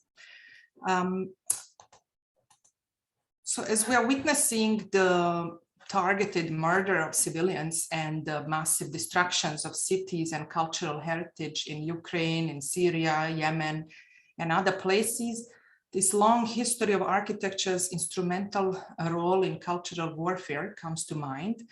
And what is different in this current moment, I believe, from those destructions in the past is that there is a massive scale of destruction that is enabled by the modern weapons of mass destruction. What remains the same, however, is that those who target people really see architecture as a weapon that is powerful enough to destroy communities' livelihood and increase emotional suffering. I come from Bosnia and Herzegovina, a country that suffered genocide and ethnic cleansing during the 1990s. And in my scholarly research, I studied how the destruction of architecture offered means to annihilate historical traces of communities targeted for erasure, who lived in the areas that were meant for conquest. While all ethnic groups in Bosnia and Herzegovina were tragically affected by the war, it was the Bosnian Muslim population that suffered predominant loss of, it was the target of genocide and suffered greatest human and architectural loss. The deliberate and systematic destruction of cultural heritage was an important instrument in this war, and the destruction was not only aimed at the removal of ethnic symbols from landscape. In my work, I documented a sort of sadism on architecture that went beyond a mere removal of ethnic symbols from landscape. These symbolic destructions were meant to ultimately alienate people to such an extent that this would forever extinguish their desire for coexistence. So here you see an example of this sadism in architecture, in the case of the city called Foča, a town in eastern Bosnia, where all of the city's mosques were destroyed during the war. Alađa Mosque was a pearl of Ottoman architecture. It was a protected monument that was shelled purposely and leveled then to the ground. And a lot of work must have gone into the kind of removing the rubble and removing also foundation stones and the graves, really like removing all the traces that this Muslim population lived in this area for centuries, and then carrying all that stuff to unknown locations. And here you see fragments of the mosque were later found on top of a mass grave on a nearby river. So this example is very telling and kind of exemplary for many other cases where you had the kind of always the same repeating pattern that I documented in my work. It was, you know, a religious site would be bombed, shelled, burned. Then the foundation stones, the rubble would be carried out, often to several different locations to prevent reconstructions in the future. And actually, as a matter of fact, in order to like additionally humiliate the sites. In this case, garbage heap. Sylvia spoke about garbage. Garbage would be erected on top of these religious sites to kind of indicate that these people whose sacred space this is are the same as garbage. But also what is quite powerful also with this kind of finding the stones and kind of often like the stones of the mosques, the garbage of the city, and the human bones would find on would be piling up on the same location as if they were all one and the same, the bones, the stones, and garbage. So my work tries to counter these destructive forces and explore potentials for social healing through architecture. And that healing, I think, believes with facing of the facts, and the facts that the wide-scale genocide happened in Bosnia, even aside from the only recognized massacre in Srebrenica that we have probably all heard about. These facts are still being negated and swept under the rug. And here you see an example of a work of mine called Monument in Waiting, a hand-woven wool carpet that tells the story of these systematic destructions and also post-war reconstruction of Islamic religious architecture in Bosnia. Woven into the carpet are symbols, like these war symbols, grenades, mines, barbed wires that are kind of surrounding a war story. And then I will talk a little bit about the structure of this carpet. The process included archival research, going to different places to excavate. I mean, archives were also targeted, as a matter of fact, to annihilate also traces and written traces and records of existence of certain populations in certain territories, interviews with eyewitnesses, and also in places that I visited around 100 mosques. I also traded and brought in my prayer beads and took some of these embodiments of memory and prayers with me to include them into the piece. The photographic material in these interviews were building on and contributing to this database of destruction compiled by Andras Riedelmeier, who was one of my PhD mentors, archivist and librarian. He was at that time director of the Aga Khan Documentation Center at Harvard, and he was a witness in the criminal tribunal in The Hague, using evidence on this destruction of architecture as a proof of genocide. And I was fortunate to be able to support his work, but also have my work through him kind of serve as evidence. The references in the carpet point to the Afghan war ranks, the kinds of change in cultural patterns as they are informed by continued violence, but also local traditions like the Sarajevo garden pattern. So you see clear visual references to this.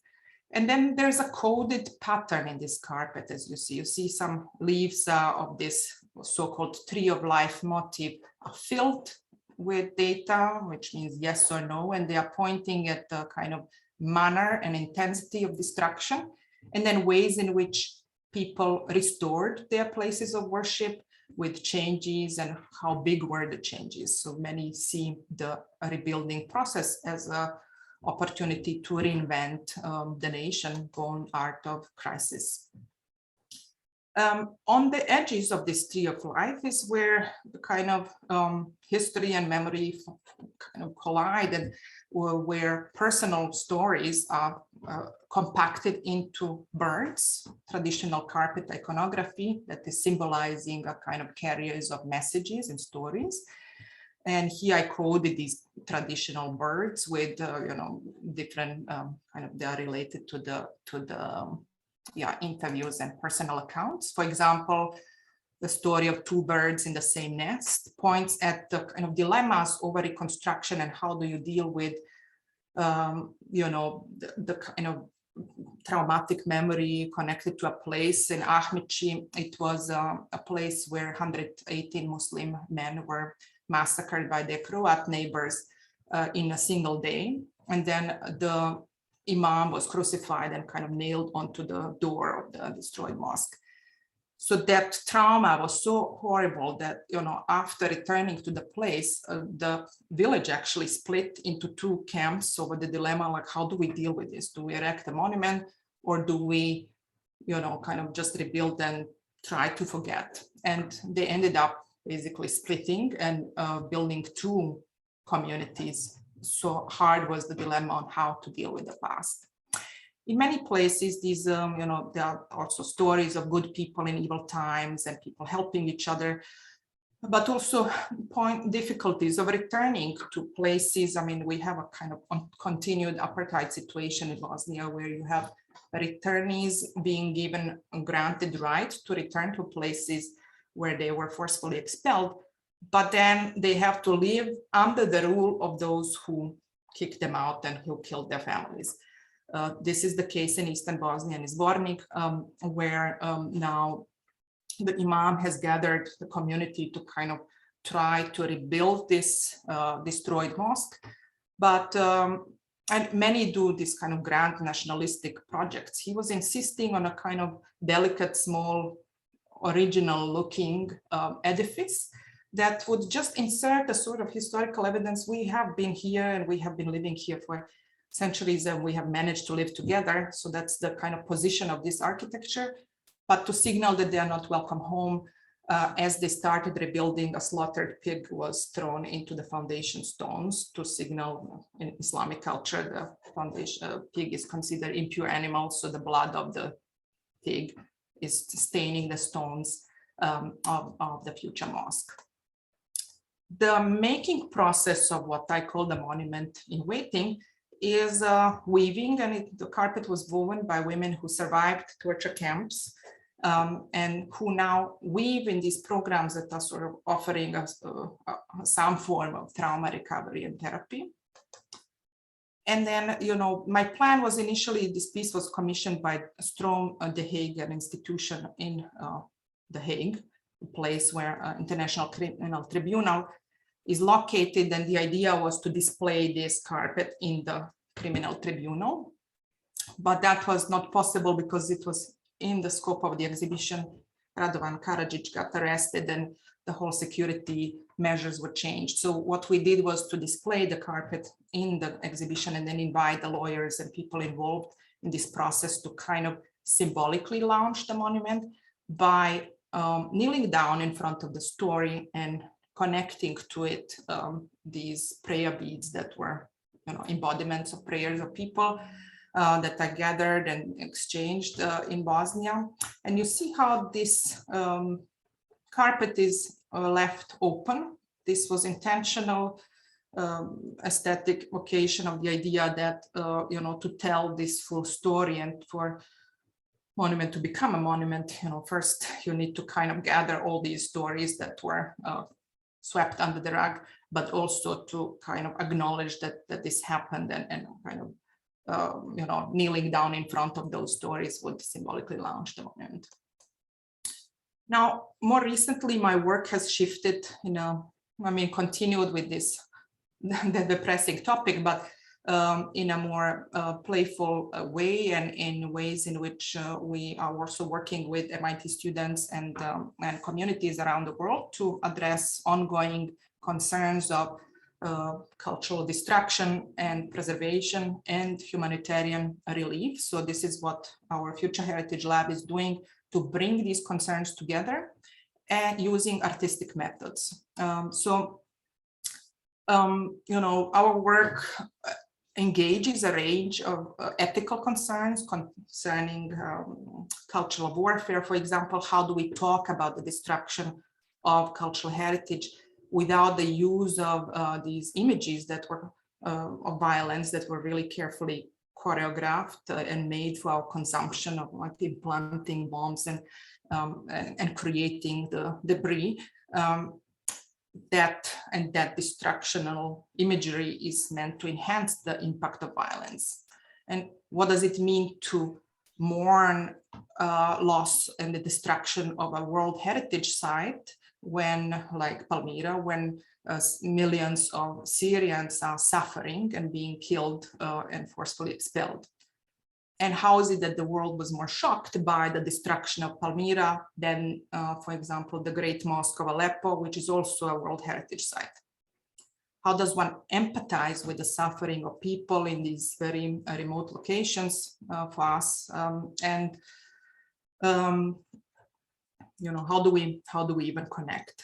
And so thinking about alternative and experimental approaches to cultural preservation, I'm also, you know, thinking about questions of usefulness of technology and who owns these technologies. For example, digital fabrication and photogrammetry nowadays offer us tempting possibilities for preservation, and that would enable us to document and recover lost heritage almost simultaneously as the destruction takes place. But just because we might own these technologies, does it mean that we should use them or use them without caution?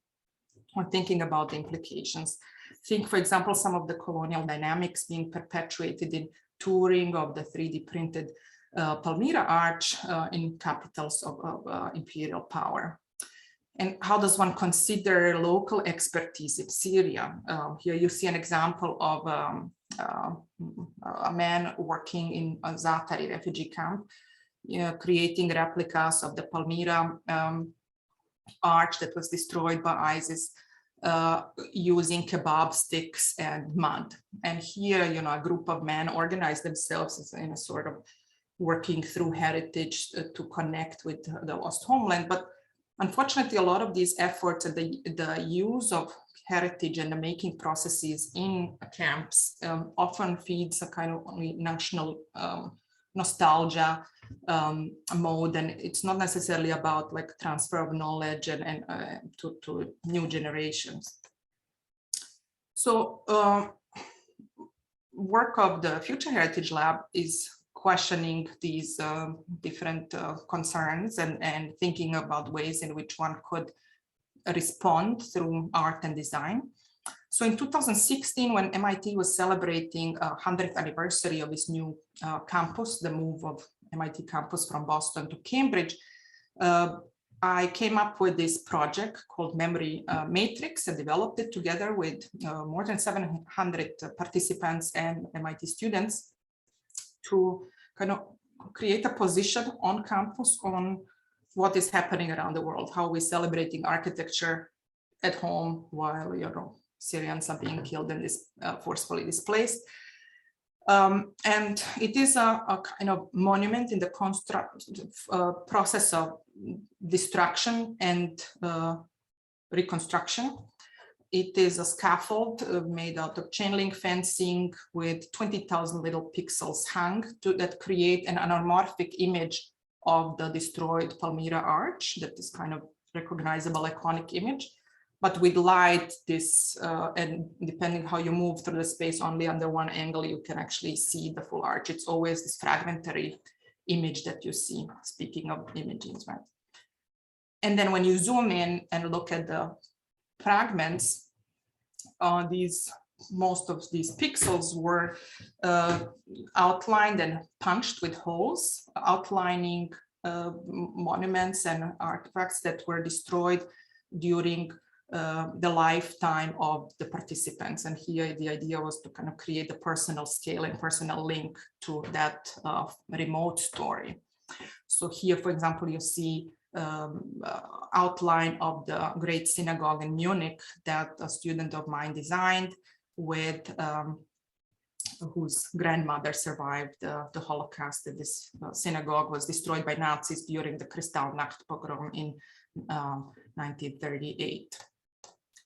Now that project traveled to different locations and the halls were designed by different participants. There were, you know, MIT classes connected to it, workshops at the Cairo Make Fair, Amman Design Week, at the International Art Academy in Palestine, where we also used the kind of hall as to create jewelry and pieces that were wearable, where you can also carry, speaking to this kind of dispersed monuments that Jorge was mentioning. This mobility of these components was also important. And then the material and form of this project evoked the entanglement of forced displacement with the destruction of cultural heritage instead of the broad border fences that were erected all over the world to prevent refugees from entering. This piece multiplies these fences to form a gateway, and it invites visitor in to engage with the pixels, but then also to pause and think whether what these pixels mean, what they should do with them. Should they steal them? Should they repair them? Because you know, the wind was constantly like running into the monument, and the monument was shedding the pixels when shattered by the wind. So the question here is really also if they decide to restore, what exactly is being restored.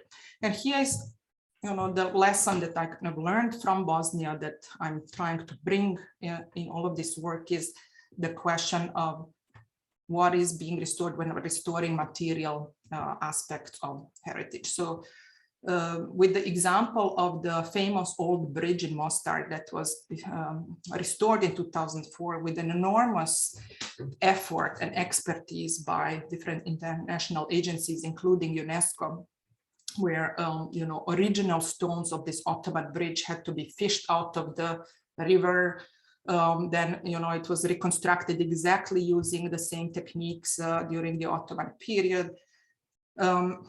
And we have this now beautiful, perfect old, new old bridge, but it is a bridge that no one is crossing. You have the Mostar is a city where Muslim and Catholic students learn two different versions of the same history, because there was a missed opportunity of this reconstruction project, that the symbol, it was so important to restore this symbol for all the international organizations to show we have, you know, resolved and responded to the war, but indeed the social connections haven't been restored. And that is something that I'm advocating in my work. And, you know, most recently we have been moving and working since 5 years in refugee camps in Jordan with Syrian inhabitants who live in these prisons in the desert. Azra is a camp with more than 35,000 people, Zatari with 90,000 people. And here residents are positioning their own ways of reconstructing their history. And this is something we've been documenting. Look at this version of Palmyra Arch restored in front of the ready-made shelters provided by the UNHCR as a kind of one-fit-all solution to humanitarian crisis, which identifies human needs as needs based on the roof above the head and water and food. But this person who was kind of scavenging different forms of soil in an environment that makes it impossible to build anything steady because they don't want them to settle there, he's creating a kind of cultural shelter out of mud, out of sand, that is fragile, that is talking about these emotional and cultural needs as essential human needs in the context of conflict and crisis. And this is something we have to listen to, and you know, we have documented this work and are now disseminating it through books and publications. I will leave us with this with this image. I think this is most powerful one in this presentation, and look forward to our discussion. Thank you very much. Thank you so much, Azra. And I also just want to note that your work was also a great source of inspiration for me when I was in graduate school at Princeton. And I don't know if you recall, but I had reached out to you a few years ago, back when you were visiting Zatari and Azra, I believe. So it's really great to see aspects of that work presented today. Thank you so much. And I also want to sincerely thank all 6 panelists for sharing your work and provoking a rich variety of topics that we can unpack. But before we begin our discussion, I would like to remind our public attendees that there is a Q&A feature in the bottom of the webinar. So please go ahead and begin posting your questions so we can bring them into the discussion towards the end. So maybe before I begin to ask my first question, I would like to set up the context of the discussion. So one of the things that excites me most about this panel is that it brings together scholars from multiple disciplines, from architectural history to preservation, conservation, art, anthropology, but all of whom have a sustained drive to trace overlooked materiality, to counter normative histories, and to deconstruct essentially mechanisms of control that are embedded in the management of material culture. So with that said, when organizing the symposium, I actually went back and forth with Michael, deciding whether to group the panels for today's presentations. But in the spirit of constellating as an operation, I found that there's a kind of productive multiplicity in which the groups of presentations can be unpacked within the theme of the symposium. And I'll share just a kind of maybe few observations to provoke the discussion before asking the question. But for example, in kind of reading Sylvia's presentation vis-a-vis Salvage Art Institute, I see a process of revealing the tactics that go into generating myths and value systems. And I see a practice of salvaging discounted materiality to subvert these mechanisms of control. So for Sylvia, if I may, it's in defining as part of the kind of larger project of architecture itself, but then the kind of focused unpacking of Sea Ranch, I see kind of defining the myths of postmodernism and architecture itself, and then excavating debris that is sometimes literal fragments, but sometimes also documents. But essentially materials that is arguably architectural and would not typically be in the same space as a retrospective on postmodern architecture. Whereas for Salvage Art Institute, it's in revealing the kind of underbelly of the art interest in this industry and its valuation systems. And in salvaging and maintaining the zero value of an inventory that is legally declared a total loss, that you provoke new frameworks for social and cultural valuation. But then at the same time, in reading Salvage Art Institute vis-a-vis Azra's presentation and Gastón's presentation, I see notions of revolution, of emergency, community, and participatory activism in the aftermath of a debris-generating destruction and its implications on the histories of marginalized communities. But then in reading Azra's presentation vis-a-vis Jorge's presentation, the making and the unmaking of monuments reveal as much about counter-histories as they do about the motivations.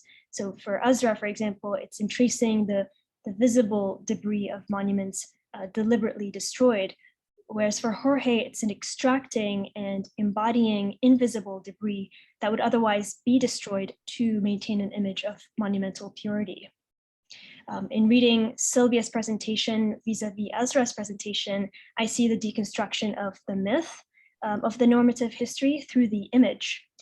For Azra, for example, it's in the mediated images of destruction, of war, as you've shown, whereas for Sylvia, it's in the association of postmodernism with image circulation.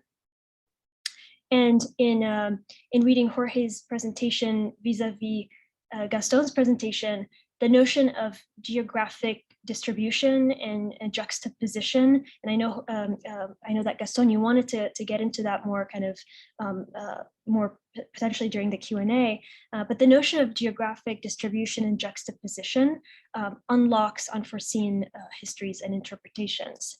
But so this is a very kind of long-winded way of saying that in constellating the various practices presented today, new and productive meanings emerge. So with that in mind, maybe to begin the discussion, I'd like to gauge everyone's reaction on the panel to the theme and the title of the symposium, Debris, Constellations, and Counter-Histories. In what ways does your work and your practice respond, or maybe even not respond, to overlooked materiality and a constellational mode of representing history in the present? I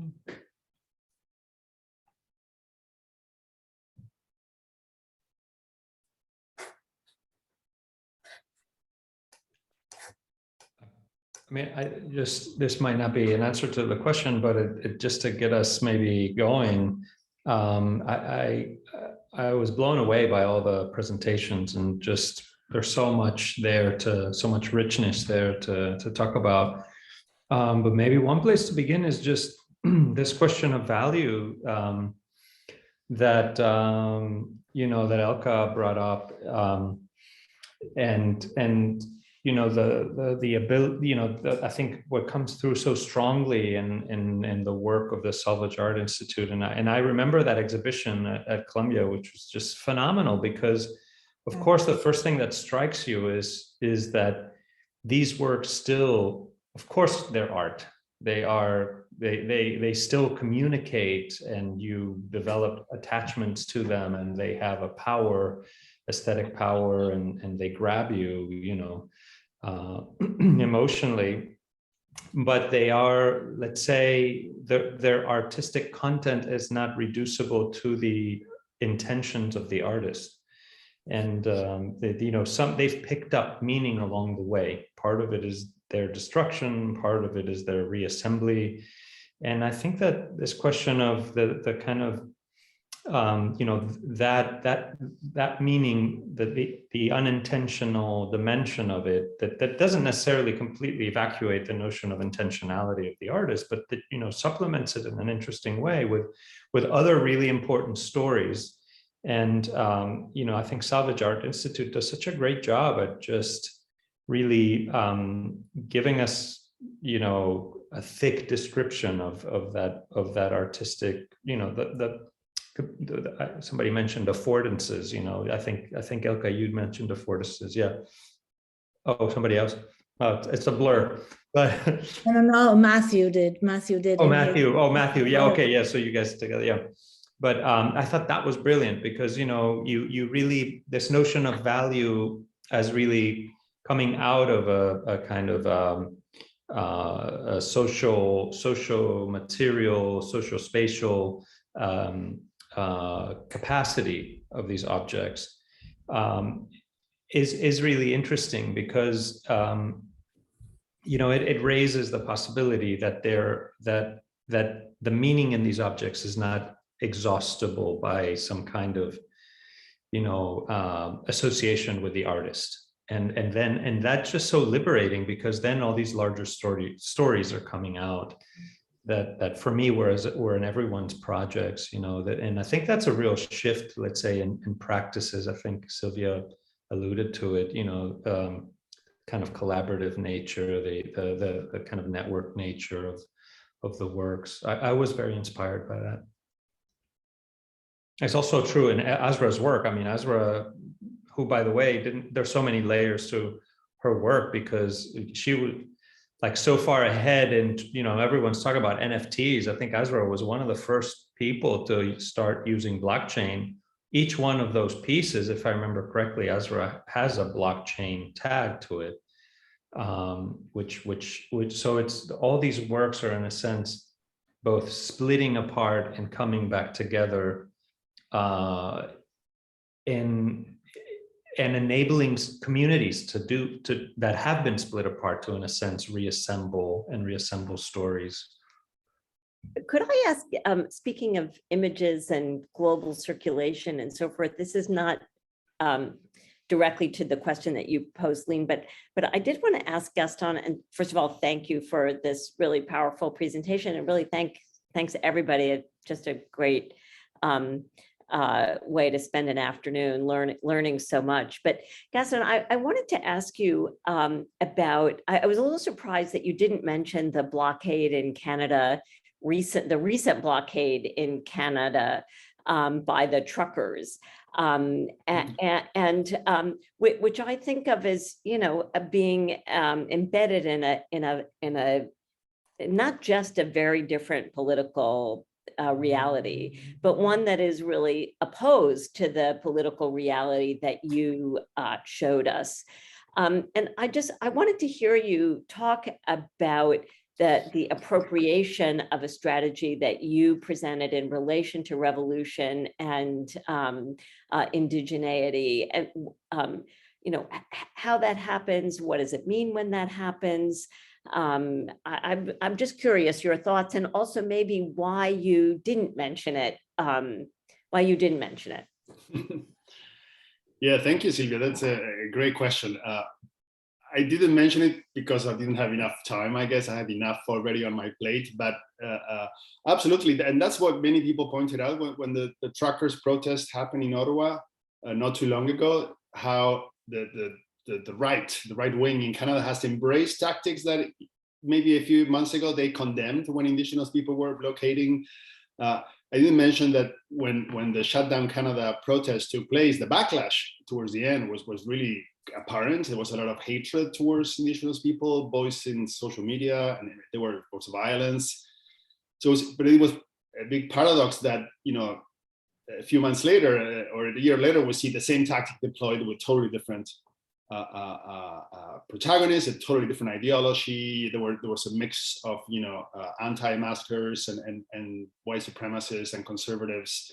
Not all of them, but yes, obviously the political tone of the blockade was very different. And indeed, but this signals the growing polarization we see in the world, in Canada, in the US, in Argentina as well. On the one hand, rising waves of activism by Indigenous and racialized people, women, minorities, but at the same time, the backlash among conservatives with a totally different ideology is also intensifying. So, and they're both deploying similar tactics. And in Argentina also, there's a long tradition of street protests by workers, Indigenous people, and the poor in general, and we see something similar. More conservative sectors are also taking to the streets, and in some cases also blockading streets with a different, again, ideology. And that points to, again, this kind of constellational juxtaposition of places that, despite their local specificities and different ideologies, we see both parallels and counterpoints. It will simply add that to put together this presentation was kind of interesting for me because, you know, I've been living here in Vancouver for almost 20 years now, but all of my writing is very much about Argentina, which is where I'm from and where I continue doing my research. But in the past few years, I have been kind of radicalized, I think, by the impact that we feel here in Vancouver, you know, the forest fires, the floods, you know, and somehow this was my attempt to kind of try to make sense of how my own position now as a resident and citizen of Canada tries to deal with this impact here. But at the same time, it was through my work in Northern Argentina with Indigenous and Campesino activists that I first started thinking about how ruination and rubble can be a source of radicalization. That's the part I didn't have time to present on because of lack of time. But I was kind of struck and surprised by again, this constellational parallels between activism in Argentina, activism in Canada, with despite the obvious differences between both countries, what stood out for me were the resonances, and hence my original idea to draw a clear juxtaposition in my presentation. But and by the way, I was also blown away by all the presentations, really thought-provoking, and I think we can use a similar model to find these parallels and juxtapositions between all the different case studies and materials presented by the panelists. So thank you for that. It was really exciting. It is very exciting to be on this panel. I'm really sorry to be so selfish, but I'm going to ask another question because I'm just desperate to extract as much information from everybody as I can.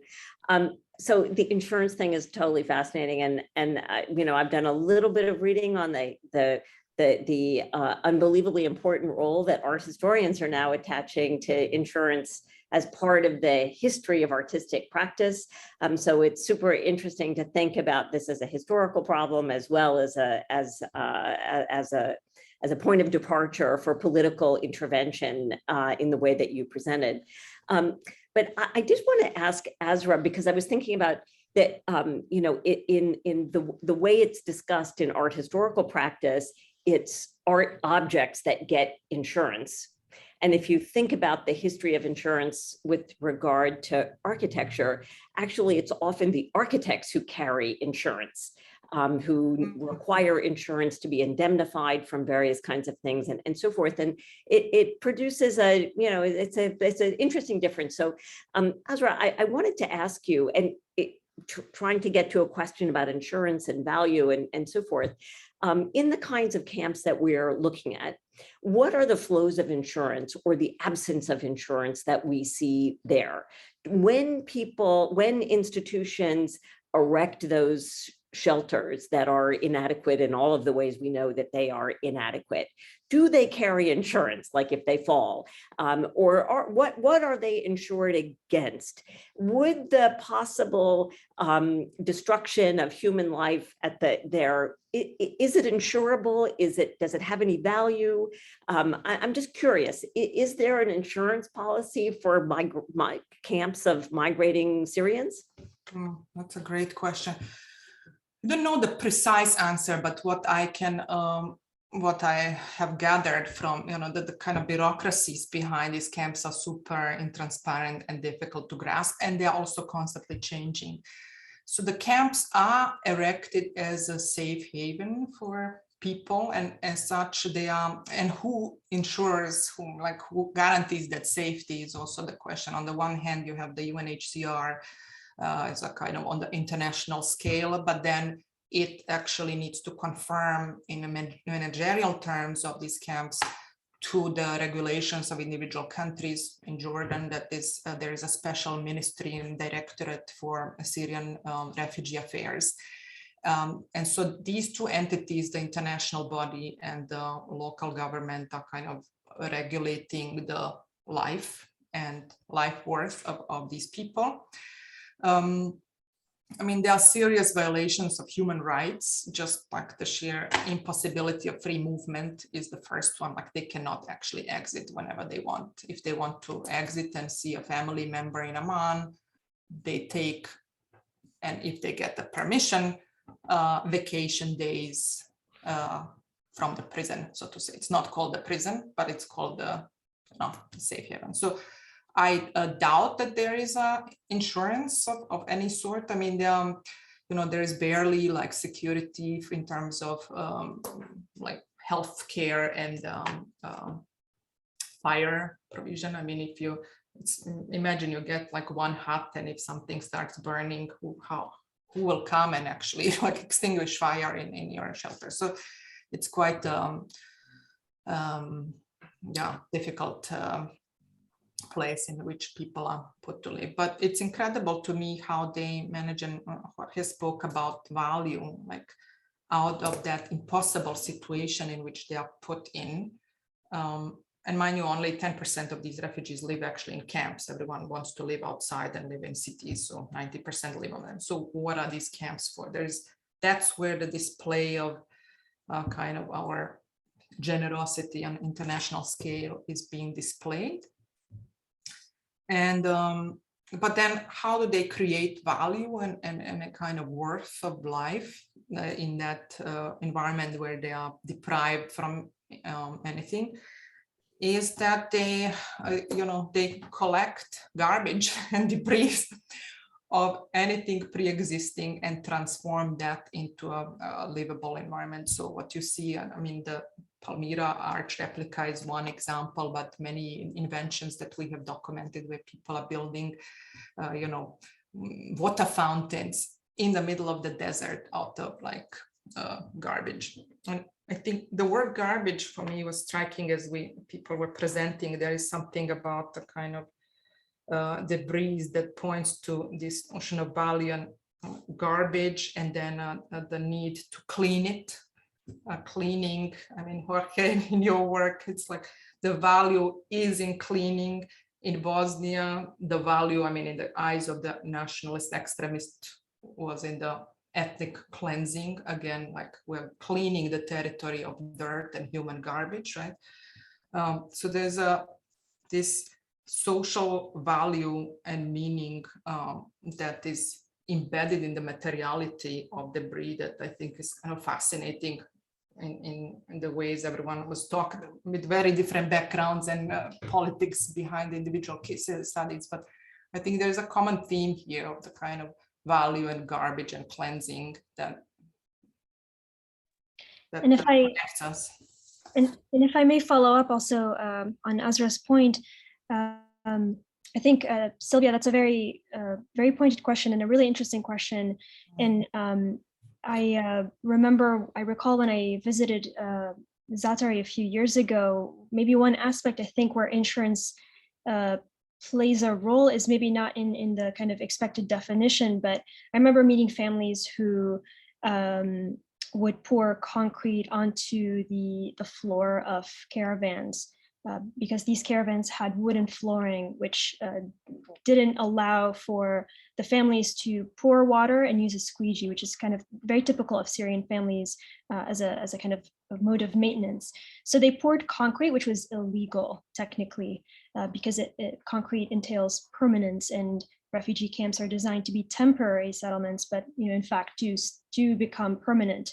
But especially I think in the case of Zaatari and not the case in other refugee camps, this practice was kind of overlooked and kind of accepted by UNHCR because the camp, that particular camp, operated in a very ad hoc way, which is why I think, and Azra, you can kind of maybe speak to that, which is why I think subsequent camps like Azrak, which is about an hour and a half away, was designed as a response to the ad hoc nature of Zaatari in a way that it is much more controlled, and it does not allow for a kind of more community, let's say, driven code of ethics and practice. But I think Azrak presents, I think in that case, an opportunity to write that kind of new code of ethics in a space that was intended to be temporary, but was not. Yeah, or one thing, just to jump on this point, is that on both these questions, the different forms of valuation lead to different sort of forms of risk managing or risk sharing. So what you're speaking of is a form of risk management or solid taking care of one another, that when conventional ideas of value, like the value that we ascribe to work of art, is absent. And so you see a lot of times in insurance circles, people calling for the mapping of risk, even in areas that have less value, so they can be prepared. But then again, as some of the work SAI does, you sort of see some of the damages that can happen when something has too much value ascribed to it in a sort of purely financial register. And so there are these interesting ways, or depending on what corner of the world you're looking at, how much insurance you would want to be there, differs on the object and the types of practice you want that sort of risk management strategy to bring up. Matthew, could I just make, sorry, go ahead. Just to add to what Matthew said, also how insurance on one hand is global, but on the other hand, in different cultures is not present culturally. When we went to Mexico, it's only a few people that can allow to have their collections insured.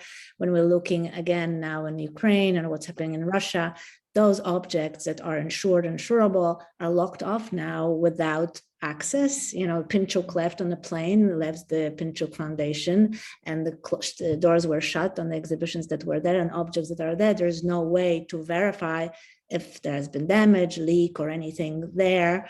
But the artists that are making current work that can't afford the insurance, or they won't even occur to them to insure their studios, organize collectives to protect the work. They take them to the shelters outside of town, to the villages. They work to create spaces that, yes, they say, is it safe?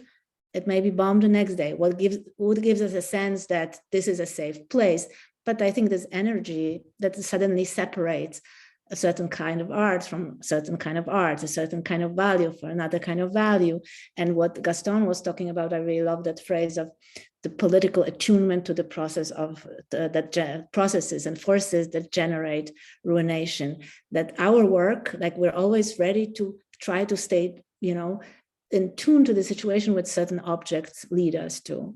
So on one hand, and then what war and crisis generates is this some kind of absurdities of where things that kind of were registered of a certain trademark suddenly are meaningless, and things that are seemed, fragile and kind of inconsequential are the things that people stay for, and they, stay in the country. I'm just fascinated by all these artists that could have left, and they decided not to leave, just to make a point to create in the middle of the destruction.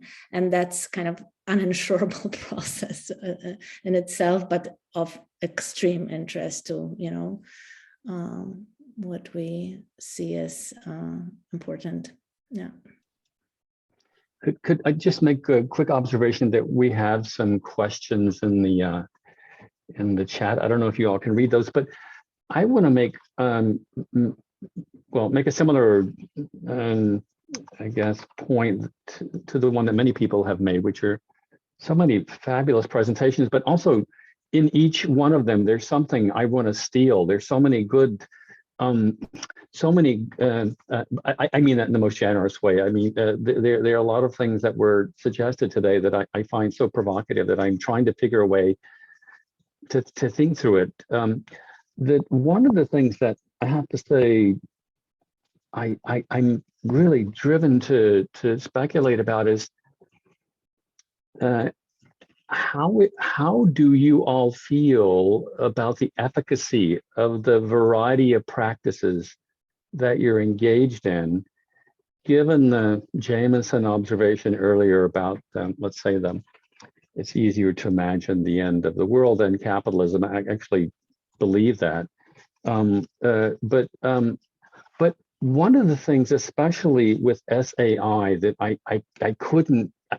didn't know a lot about your work before, but I'm now completely, not only a fan, I'm totally obsessed with everything you do. So I'm going to have to find out more. But the thing that I'm really curious about is, how is it, and maybe this has already happened, that your interest is in maintaining zero value, and yet in a sense you are creating other kind of value in the narratives that you're creating, the glitter, and but of course I'm sure there are sectors in the art industry that will find, if they haven't already, a way to transform everything that you've done into NFTs. I can't imagine that they aren't NFTs already. So the production of new value in and of itself is not an absolute good, let's say. And so which just leads me to think, whatever you do, it's a kind of an old 10th rate Tafurian point, right? Whatever you do, it's kind of reinscribed into the mechanisms of the of global capitalism itself. And I just wonder, how do you all do the work that you do with knowing that, or knowing that that's a possibility?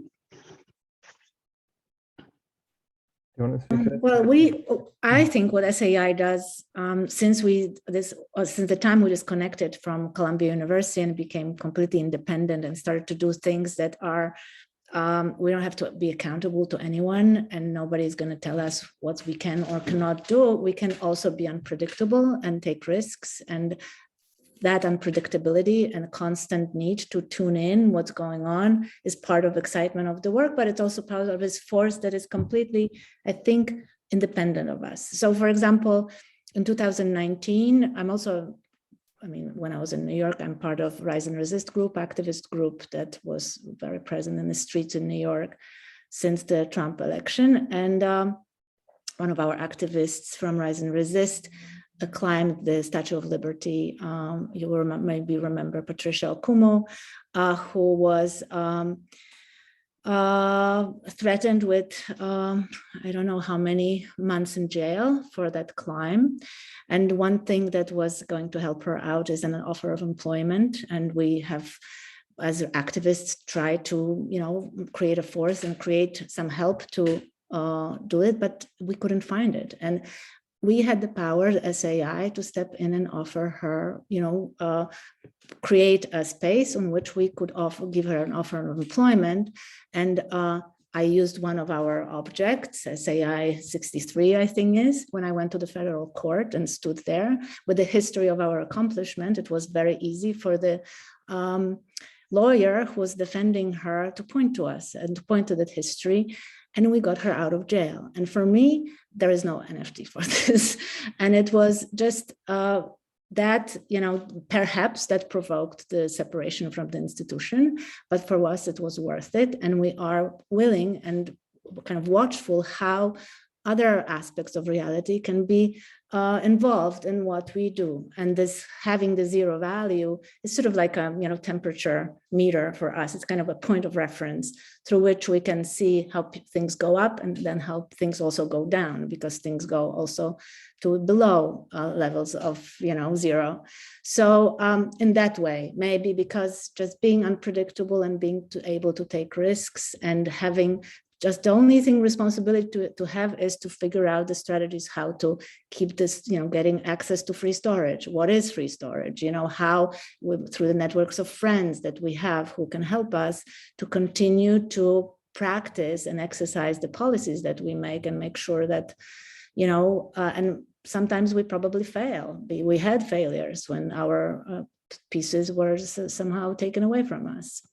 But that's, so as a conceptually understand that, but I think that's also part of our job is to be alert. Yeah, I would just say, maybe just quickly, and I'll stop. My question was much more cynical than that. It was how is it that all of the additional value that you're creating, even by maintaining zero value, cannot be, it surely will be, appropriated as some kind of valuation system through NFTs, blockchain, whatever else? I guess that was my question. How do you prevent that? It seems almost impossible. You're a value creating machine. That's why we love your work. And yet I can see all kinds of ways that that value gets captured, repurposed, and turned into a value system that's precisely the opposite of the one that it seems to me you're trying to construct. Yeah, one thing I would say to that, yeah, definitely, it's very much about sort of the type of zero value we're trying to maintain, because salvage for the insurance industry, they're always playing a game. They don't want the claims payments they pay out, that amount of money, to be greater than the amount they get in from policies. So salvage for them is just a means of sort of hedging their bets. Like if they can sell the work on a secondary market, they'll put the equation in their favor a little more. So we're sort of very aware that the practice is in some ways a Sisyphean one. It's about resisting something where the drive is entirely the opposite. But yeah, as Elka was saying, if alternative forms of value aside from the sort of financial equation of insurers get attached to objects, that we can then use that sort of new value in particular ways to sort of create new networks to help people out, to sort of try to almost jujitsu the situation. If new value is being ascribed to that, rather than resist it always to sort of, okay, we're going to use this to create a new world, or sort of the network of artists that Elka was beginning to sketch out at the end of her presentation. That's sort of a value of art that everybody shares that can easily be sort of capitalized or commodified. But at this moment in time, at least, those artists are using it for another purpose, to sort of create a solidaristic network. So I don't think we have a sort of naivete about our work, and that we're very sort of aware that this is happening all the time. And it's less about sort of, I think the emphasis on maintaining, the verb is very key to us, that we're sort of always fighting against this, but it's sort of, we'll keep doing that even if there are times when we fail.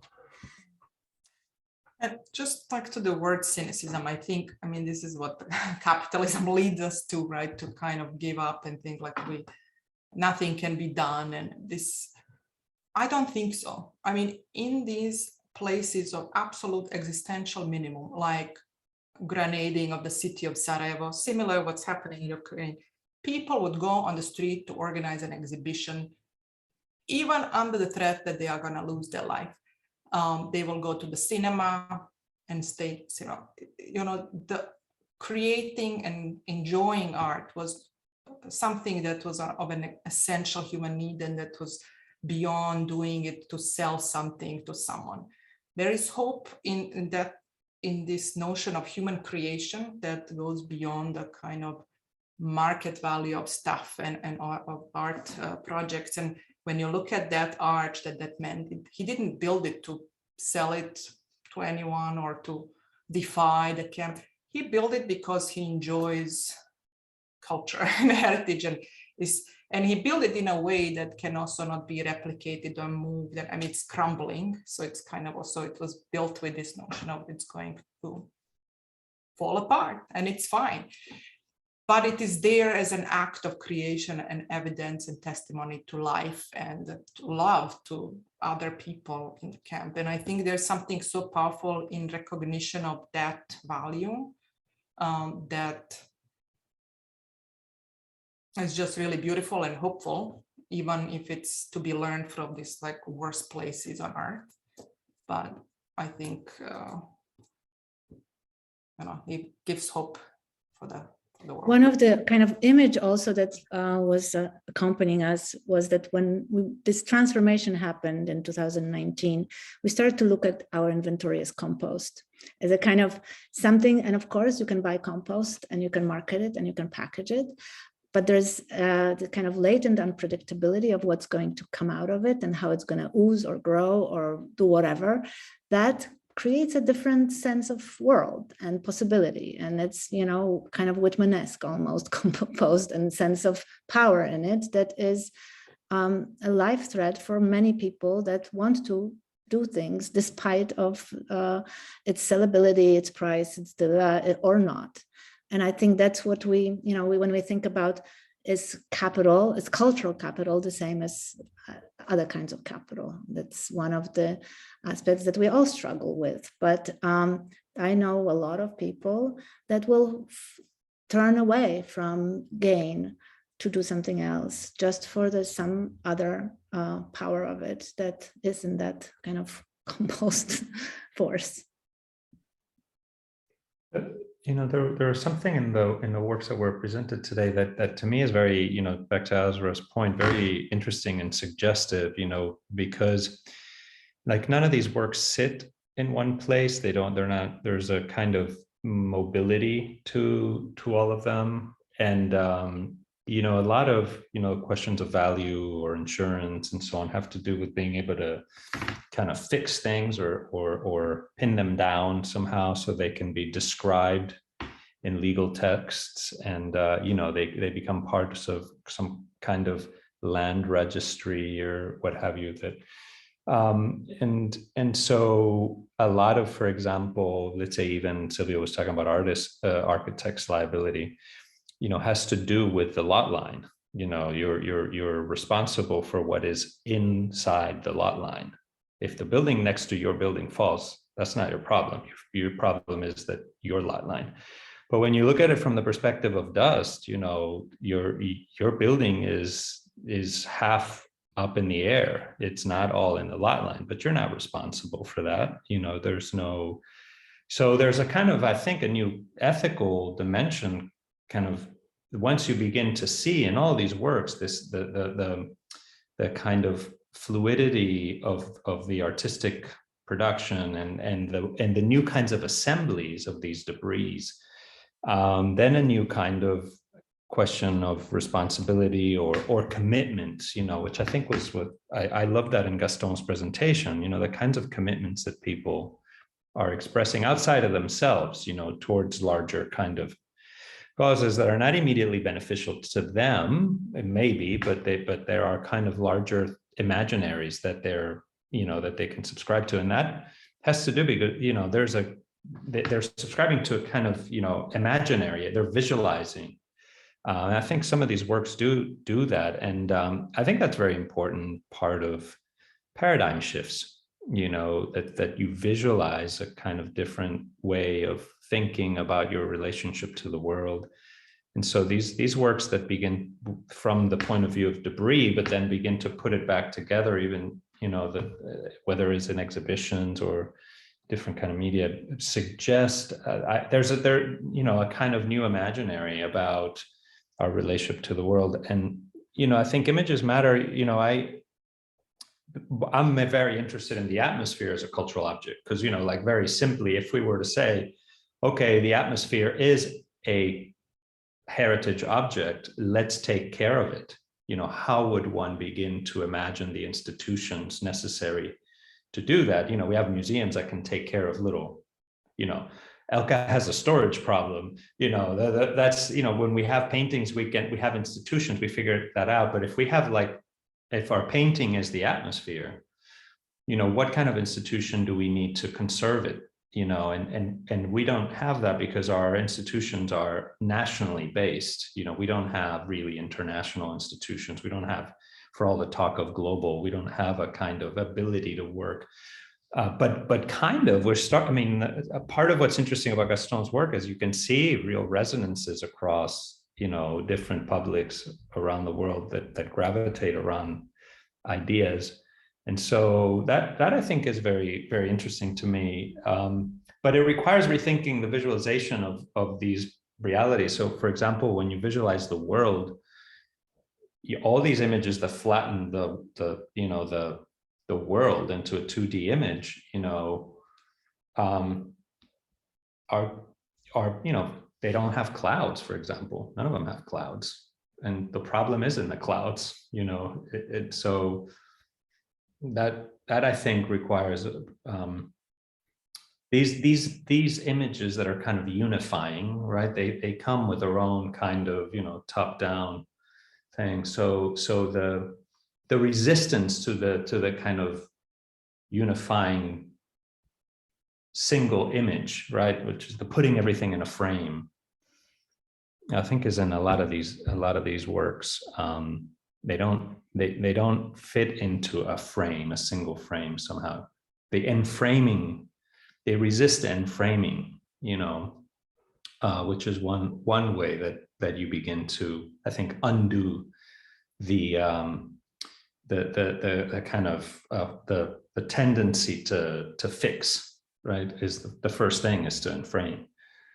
So there's something really, even in Azra, like the thing, her piece, I just, the fact that it was like constantly shedding, there was no single photograph that could really capture what was going on there. These are temporal pieces. They're kind of always coming together and splitting apart somehow, but that's their, I think, their power. And that for me, signals a kind of paradigm shift. But I think in architecture, because the obsession is the building on the lot, that still kind of, some people are starting to think about supply chains, but they're really thinking about energy reduction. That's for me work to be done. But there's something really interesting happening in the arts that suggests, I do think that, the arts are always, in a sense, a little bit ahead in that they're picking up on realities that haven't quite fully formed. That's why I put up Sir Richmond, who was like the first ecological, activist, like to put together a society. And he was an artist. He was sensing it, intuiting it in different ways. And he was ridiculed completely in his time. I mean, what I showed you was a cartoon, the people making fun of him for trying to fight King Cole. Like, who would fight King Cole? But he's fighting King Cole in the same way that the activists that Gastón was showing are fighting King Oil, right? Like but he was like, through these artistic gestures, things coalesce. They do take time. I think the issue that many of us feel is that we don't have time. We feel the pressure of time. He didn't see the fruits of his labor. I mean, the Clean Air Act was 60 years after his death, basically. But I'm more positive than Michael. I think I'm with Ezra that there's something really interesting at work here. And something that students can really begin to, in terms of their own visual work and production, can begin to reimagine even the tools of architectural drawing, that can be completely rethought. For the record, I'm with you. I was just pointing out, I think, the opportunity for the other side to take advantage of those gaps. Right. And of course.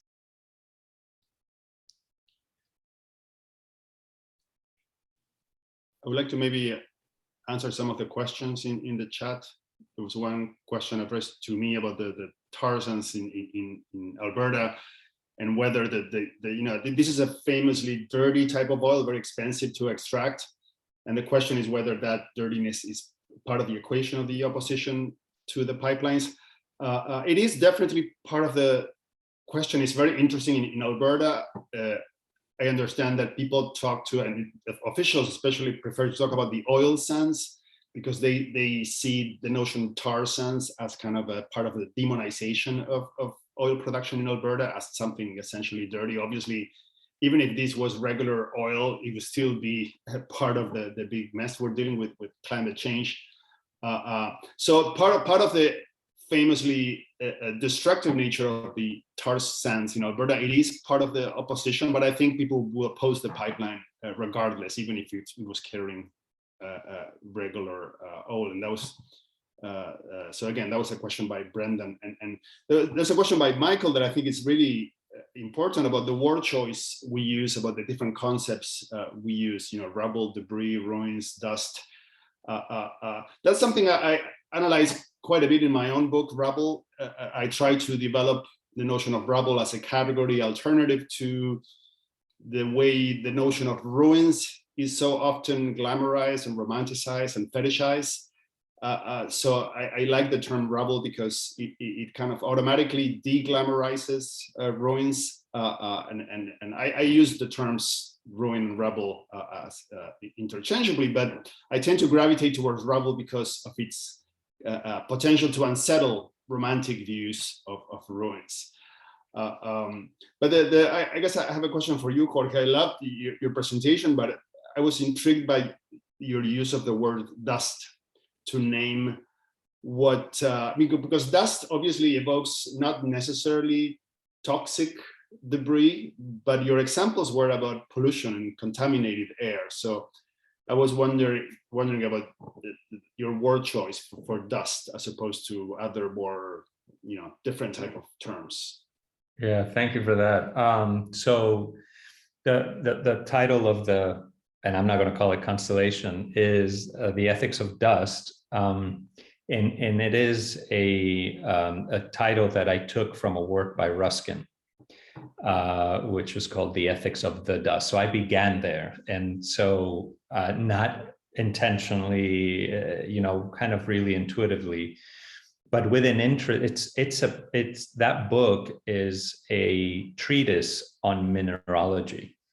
And the whole point of it is how different kinds of dust through the geological processes become different kinds of stones. Without getting too much into that book, I'm very interested in that because obviously dust in that sense suggests nature, natural processes and so on. But of course, as we all know, we can't really make that distinction anymore when the dust that all the dust essentially is in a perpetual flow in the atmosphere, the water and so on, and eventually becomes stone. So that register for me of our pollution is, the nature culture distinction that one would apply to dust or pollution doesn't really apply, because in the end it will be, it already is a layer on the glaciers, it's a layer on the earth that will be readable, and that's why we talk about the Anthropocene and so on, that the content of the atmosphere will eventually become stone. will be a different kind of stone because of its chemical content. So that's where, I mean, it's a long-winded way of saying, that's why I've stuck with dust. I started with dust, and then of course I had my existential crisis, should I be calling it the ethics of pollution? But I felt it made sense because it kept this sense that, yes, of course it's man-made, but that's the point, I mean, it's all still, can we really say the atmosphere is natural? I mean, it is just as man-made as cities are. And with some of the same materials. So I'm interested in that. I'm interested in the moment that you begin to think of nature that way, as a constructed thing. Then new possibilities emerge. I think new possibilities emerge. If I may, I can give you an example of this. So, legal possibilities. You might be interested in this. So the U.S. federal government has what they call a class 1 area, and those are areas in wilderness areas. There's only 156 of them in the United States, in which one must maintain pre-industrial visibility in the air. So you cannot have pollution in the air. In order to do that, because the air is constantly moving around, you have to create legal frameworks for, therefore, institutions to collaborate across states, which, as you know, is very difficult in America, in the US. So states don't like to collaborate with each other, but the federal government forces them in order to ensure the most artistic of things, the ability to see a landscape. Right. So if we could take that and say, okay, that is the legal construction of a way of caring for the atmosphere that is already there. Let's take that and say, let's apply that to the whole planet.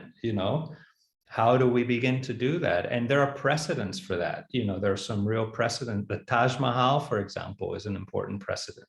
When it started to darken, they moved the factory 30 kilometers away, to protect the Taj Mahal's whiteness, So there are instruments in heritage and preservation that we've been very narrow, right? But they are so powerful that if we were to expand them to the globe, we could begin to address the problems that, I think that are happening on the ground at a whole other level, right? Through other channels, by forcing kinds of collaborative work across legislative political boundaries on a topic that everyone cares about, like seeing the world, the ability to see. So, I'm very interested in that. I'm very interested in the ways that, artistic practice can lead to real kind of policy changes and to decarbonization. That's not what I do, but I'm very interested in contributing to that, right? Like, so, and to providing platforms for that. Just one thing to add on that, it sort of gets at sort of the very core of the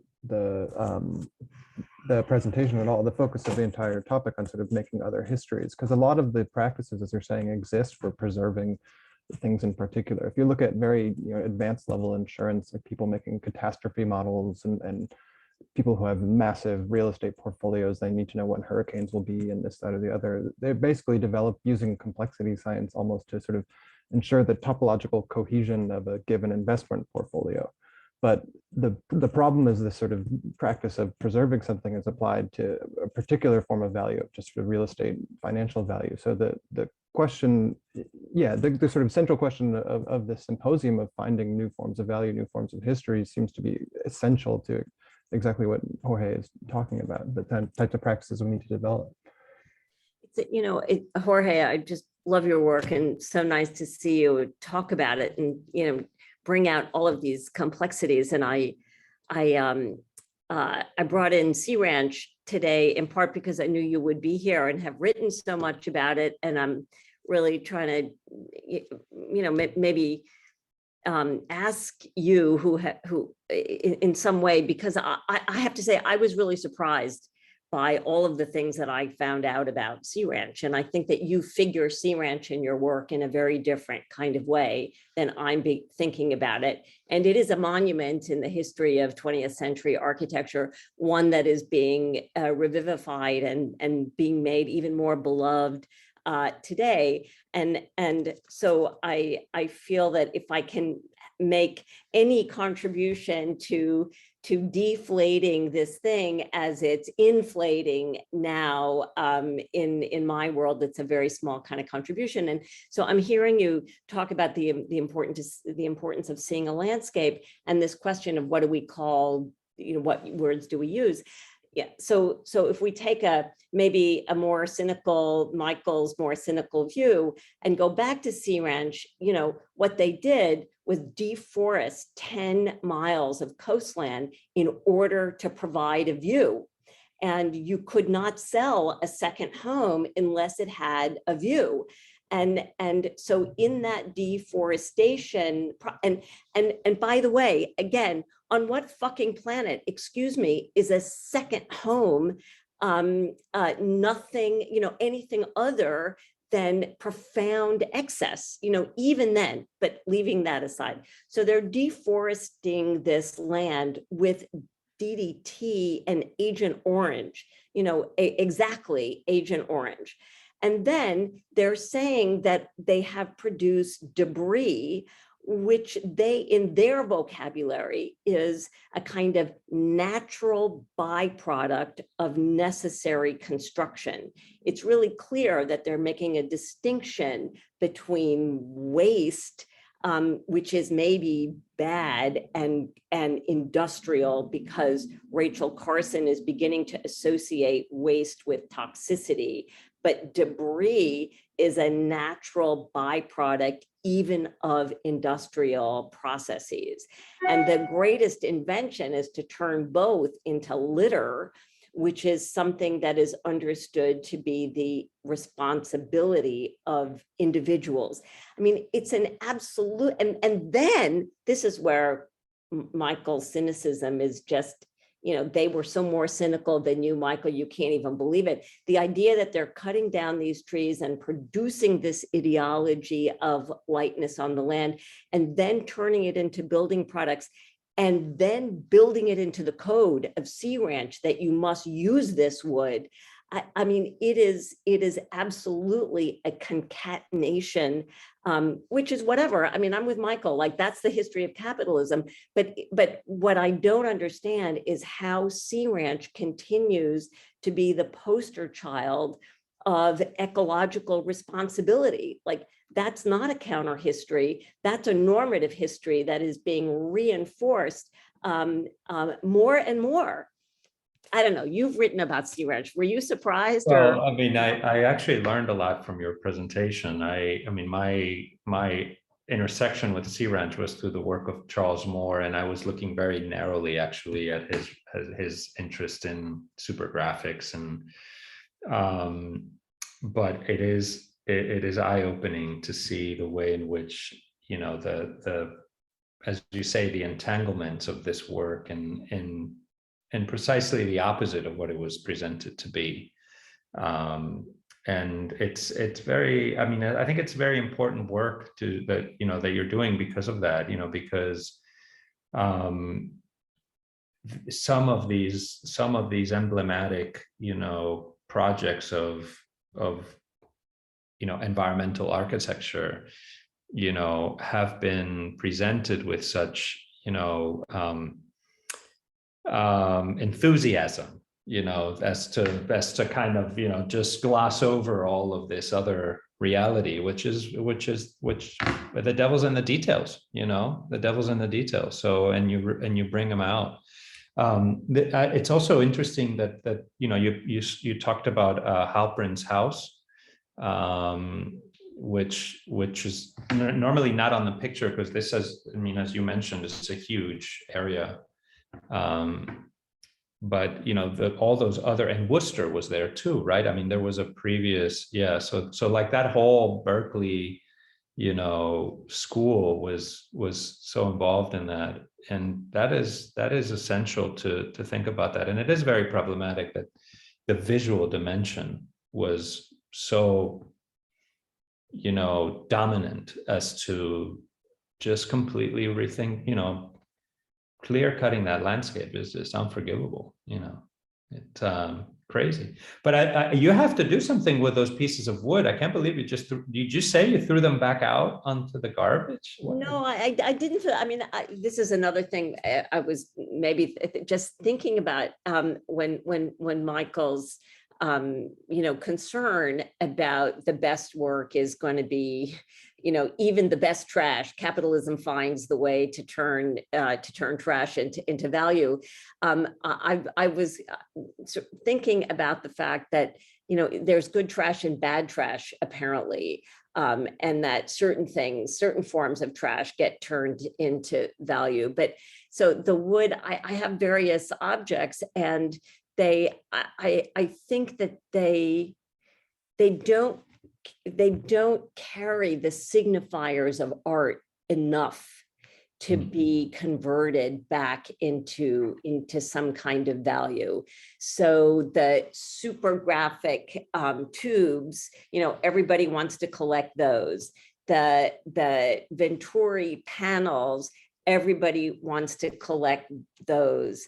But staircases and bits of wood and so forth, even though they're every bit as, let's say, artistically designed and deployed, and they share many features, they don't signal in the same way, and therefore they have not accrued that kind of value. So they're not thrown out, but they're in, basically now they're in my garage because I really, what do I do? But I'm becoming a little obsessed with the selection of objects that resist valorization. So one thing is this incredible thing that the Salvage Institute has done is to anticipate, basically, as far as I understand it, they're developing a strategy of can I be just a half step smarter than the system that is out to do me in? And that every time the system is coming at them, they figure out just a little bit of a step. It doesn't take much to get out of the way. But one way that I've been thinking about is, can we select certain kinds of objects that are more resistant to appropriation than others, and what kind of character would they have? And it is somehow optical, the ones that can't be seen in the same right way. I don't know. But anyway, if you want to do something interesting with the wood, I can give you some. Okay. On that note, so we are obviously beyond the time of the symposium, but I really have enjoyed just the variety of conversations that this could take, and I'm saddened that we have to end, but I can imagine if we were to actually stick around, just the variety and the kind of richness of topics that we can touch on will be endless. Michael, do you have any concluding remarks? No, if Sylvia gives me a ring, I'll give her some advice on what to do with those wood chips, maybe. But no, no. I think it's been a brilliant panel. I've enjoyed it enormously, and I thank you, Lean, for organizing everyone. And yeah, it's been terrific just to get to sit here and listen. So thank you all so much. Yeah, thank you very much. I want to thank everyone so much for your provocative contributions, and I really cannot underestimate how grateful I am for the time that you've shared with us today. I just want to say one more thing, that if you we don't really maintain our Instagram account so much, except for the stories where I try to highlight all initiatives that should be supported now in Ukraine. So if you want to follow those, I have links to both collectives and initiatives that we can spread the word around. Can you put them in the chat? Well, You know what? I'll send them over maybe because I don't have them as a typed up list right now. I just post because they arise, and I follow them as stories and I just keep them in the story highlights. And so No Longer Art is our Instagram account. It's kind of easy to find. Thank you. Thank you so much, Elka, for bringing that to our attention.